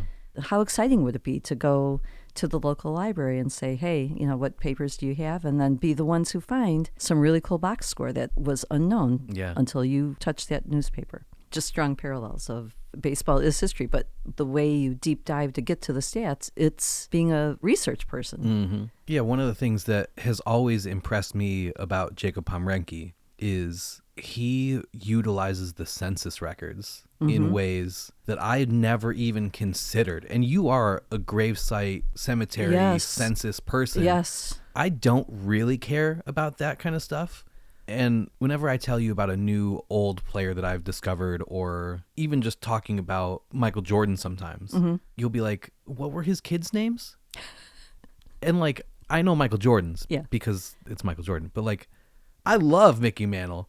I don't know how many kids he had. I know Mickey Jr. Yeah. But like, that doesn't matter to me. It does matter to you. And when I first started asking Jacob questions about Black Sox stuff, especially when I went on like my first cross-country dirt trip where I was going to sites to find where did these people, specifically Joe Jackson, but where did he live? Where did he play baseball? Jacob sent me an Excel spreadsheet with like a dozen columns, and it was like, here's the address, here's the dates he lived here, here's the census that I found it from, here's the link to see that census digitally. Yep.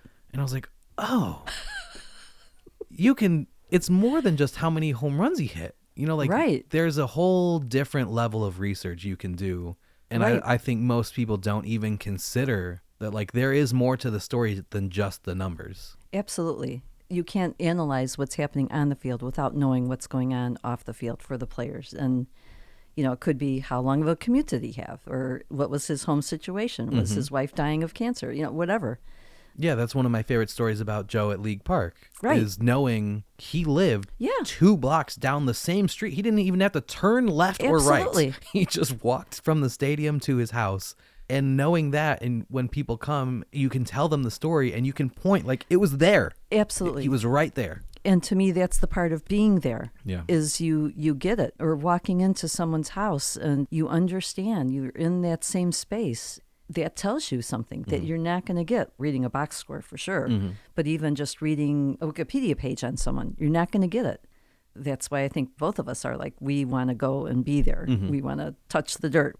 That's how you understand. It gives you a whole nother level of understanding beyond what's just on paper. Yeah. And the census, when you were doing those dirt trips, and how many times was I going online and pulling out census stuff to help you do that stuff too. And it's like when you are a researcher, those are the rabbit holes you're going down. So I think it's pretty clear that Adam is one of us. Yep. It was fun to talk to him. It was great to listen. Cool. Thanks, Mom. Thanks, Dan.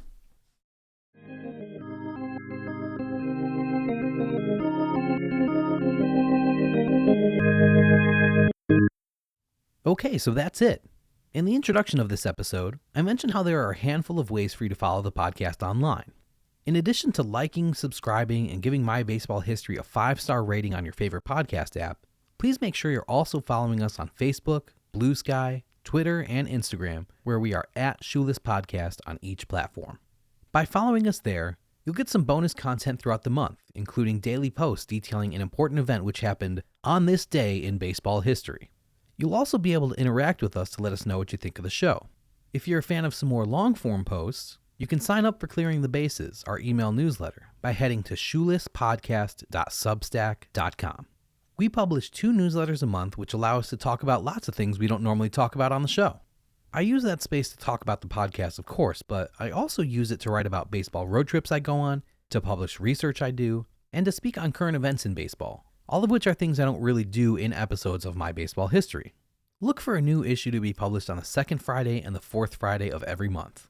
If you have questions about the podcast or research you'd like to contribute to a future newsletter, Submit something through the contact form on our website or email us at shoelesspodcast@gmail.com. Before the interview with Adam, I mentioned a trivia question you can answer to win something. And here's how you can do that. First, make sure you're following us on Twitter or Blue Sky @shoelesspodcast. Then, find the pinned post at the top of our profile with the link to the Adam Darowski episode, which asks this episode's trivia question. The answer to the trivia question was somewhere in the episode you just finished listening to. Quote that post along with your answer, and you'll automatically be entered. We'll pick one person who answered correctly, and they'll win a copy of The Negro Leagues Are Major Leagues, a collection of essays and research compiled by Baseball Reference. The book is a unique introduction to the history of the segregation of professional baseball, telling the story of the Negro Leagues while simultaneously recounting how researchers, statisticians, and historians rebuilt and rediscovered the history of black baseball that was pushed into obscurity in the wake of Jackie Robinson and integration. We'll reach out to the winner before the next episode of the podcast goes live. You don't have to be the first person to answer, you just have to answer correctly. But make sure you're actually following us on your preferred social media platform, or your entry won't be counted. During our discussion today, Adam and I spoke about his research along with his friends Von Spalding and Scott Simkus to document every player in professional baseball history who has ever compiled 4,000 or more hits, no matter which league those hits may have been collected in. Like he said during the interview, Adam and his friends counted hits collected in any competitive domestic leagues, playoffs, and international tournaments. They did not include hits compiled in an instructional or non-competitive setting, such as spring training or an instructional league, or in exhibitions like all-star games or barnstorming games. It all started when, in 2013, Scott Simkus published a SABR article announcing 9 members of the 4,000 Career Hit Club. In February of 2025, after the Negro League statistics had been incorporated thanks to the Seamheads data, and with Adam and Von adding their research too, Scott published an update to his original SABR article, which suddenly included 18 members of the 4,000 Hit Club, twice as many as he had found back in 2013. In March of 2025, they found another one. In April, another. And in May, they found one more, meaning they were up to 21 total members at the time of Adam's presentation at the 53rd Annual SABR Convention in Texas. Although Adam gave his presentation about the 4,000 Professional Hit Club in June of 2025, that list and those numbers are already out of date, which is a perfect example of the discussion we had today, how all baseball research, especially statistical research which relies on evidence found in box scores which are constantly being discovered, is always growing, changing, and evolving.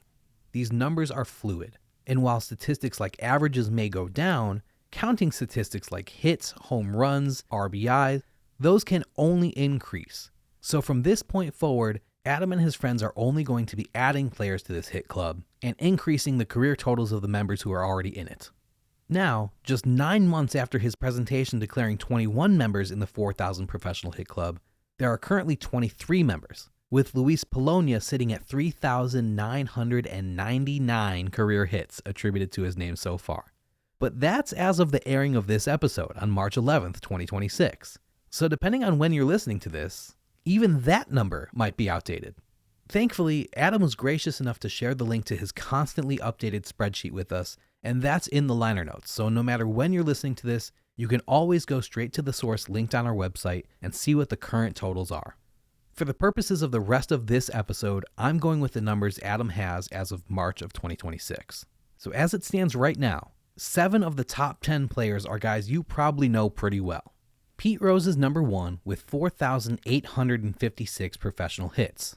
Interestingly, his .30496 batting average in 15,923 career at-bats puts him exactly in the middle of the pack of the 23 players with 4,000 or more hits. 11 players have a better career average than his, and 11 players have a worse one. Many people mistakenly believe Pete Rose was a hitter with a great average, sometimes even thinking he's got one of the best batting averages of all time. That's actually a fairly common misconception I've found that many people have about him, especially in all my years speaking and interacting with baseball fans in a Joe Jackson-related capacity. But that's just not the case. Pete Rose's major league batting average of .30285 is very good, sure, but it leaves him tied for 179th all time. It's worse than the career batting averages of Maglio Ordonez, both Moises and Matty Alou, and of Rusty Greer. Anyway, back to the 4,000 professional hit list. Ichiro is 3rd all-time with 4,635. Minnie Minoso is 5th with 4,563. and Ty Cobb is 7th with 4,409, which includes what we believe to be his true, accurate Major League total of 4,189 hits, not the inflated 4,191, which is in many historical record books. The discrepancy there can be traced back to the 1910 season when Cobb had 2 hits in a game, but somehow score sheets were entered twice, on September 24th and then again on September 25th.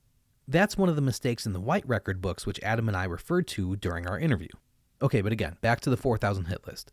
Henry Aaron is 9th with 4,284, and Derek Jeter is 10th with 4,243.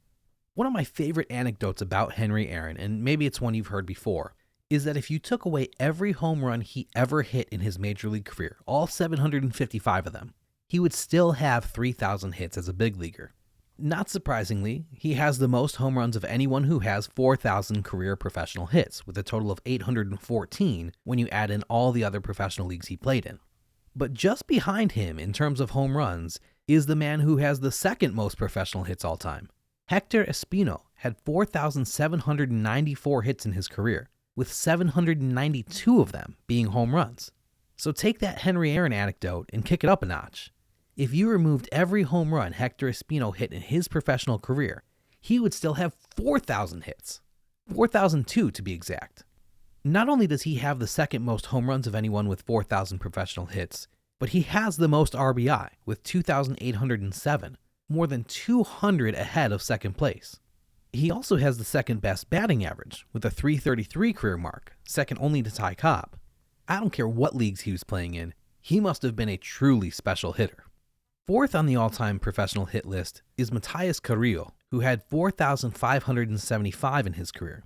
534 of them were home runs, and he also had 605 stolen bases, which makes him the only player in professional baseball history to reach 500-plus home runs, 4,000-plus hits, and even 500 stolen bases, let alone the 605 that he actually had. There are 2 other players who have 400 home runs, 4,000 hits, and 400 stolen bases all time. And those are Manny Minoso and Bobby Abreu, believe it or not. 8th on the all-time professional hit list is Jesus Summers, who had 4,330 in his career. His .274 career batting average is the lowest of anyone on the list, but his 15,784 career at-bats are second only to Pete Rose, with only Manny Minoso also reaching 15,000 career at-bats among players on this list. For comparison's sake, Ty Cobb needed only 12,158 at-bats to accumulate his 4,409 hits. If Ty had performed at the same .363 batting average he had throughout his career and stuck around for the same amount of at-bats that Summers had, Cobb would have ended his career with 5,723 hits. But again, like Adam said during the interview, there is something to be said about somebody who sticks around that long. Okay, so for those of you keeping score at home, we've now talked about every player in the top 10 list except for one, the player with the 6th most hits in professional baseball history. And that one is Adam Darowski's favorite, Julio Franco. Julio Franco was born August 23, 1958. He played his last major league game on September 17, 2007, when he was 49 years and 25 days old.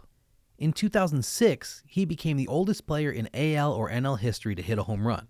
He extended that record when he hit one the following season, on May 4, 2007. After rejoining the Braves during the 2001 season, after being away from Major League Baseball, Julio played 95 games or more every year from 2002 through 2006. So this wasn't like many other old-age players from years past who had actually been retired for 3 or more years and then came back for one last game in their mid to late 40s or even their 50s. As it stands, only 12 players have ever appeared in a major league game at an age more advanced than Julio's during his final career game. Of those 12, only 6 were position players, and none of those 6 had actually played continuously before their final game. To say that Julio's career is unique would not be inaccurate, but it would absolutely be insufficient. Including postseason play, Julio Franco recorded 2,608 hits in the American League and National League, 646 hits in the U.S. minor leagues, 378 hits in the Dominican Republic, 348 hits in Mexico, 286 hits in Japan, 156 hits in South Korea, and he had 11 hits in the Caribbean series. But if you're sitting here listening to this with a calculator and you added all those up as I read them off, that only gives him 4,433 hits. So where are those other hits to bring him to the total Adam has at 4,463? Well, 6 of them came in 2014, when a 55-year-old Julio Franco played for the Fort Worth Cats of the Independent United League. In 7 games for Fort Worth, Julio had 6 hits, including 1 double and 2 walks. He scored 4 runs and he drove in another. On May 24, 2014, the Fort Worth Cats tweeted, "Julio Franco extended his hitting streak to 5 games, going 2 for 5 on the night with 2 singles. He has at least a hit in every game." Franco played professional ball from 1978 to 2015, when he ended his career, at least so far, with 24 hits in 25 games for the Ishikawa Million Stars of the Baseball Challenge League, a Japanese independent league. That's right, Julio Franco batted .312 with a .432 on-base percentage while playing professional baseball as a 56-year-old. In 2020, a viral video made the rounds of a 61-year-old Franco taking swings in a batting cage wearing dress shoes and a scarf. The beard was gray, but there was no mistaking that stance or that swing. The same swing that produced 4,463 professional hits, including 691 doubles, 98 triples, and 334 home runs at a .308 clip while driving in 2,147 runs. There's a reason why only 5 players who have ever put on a baseball uniform have collected more hits as a professional than Julio Franco. Thanks to Adam Darowski, not only do we know who each of those 5 players is, but we also know exactly where each of their hits happened. Don't forget, it's a huge help when you rate and review My Baseball History wherever you listen to the podcast. 5-star ratings help our show get featured on more people's suggested podcast pages, which means that more people will have a chance to discover it. It just takes a couple seconds of your time, but it really helps us a lot. And of course, liking us on social media, interacting with our posts, and sharing things with your friends or family is great too. Feel free to send this episode to anyone in your life who loves baseball or statistics. Hopefully they'll enjoy it, and maybe they'll even learn a thing or two. But no matter how you choose to support us, even if it's just by listening, we appreciate you being here. Until next time, I'm Dan Wallach, and this is My Baseball History.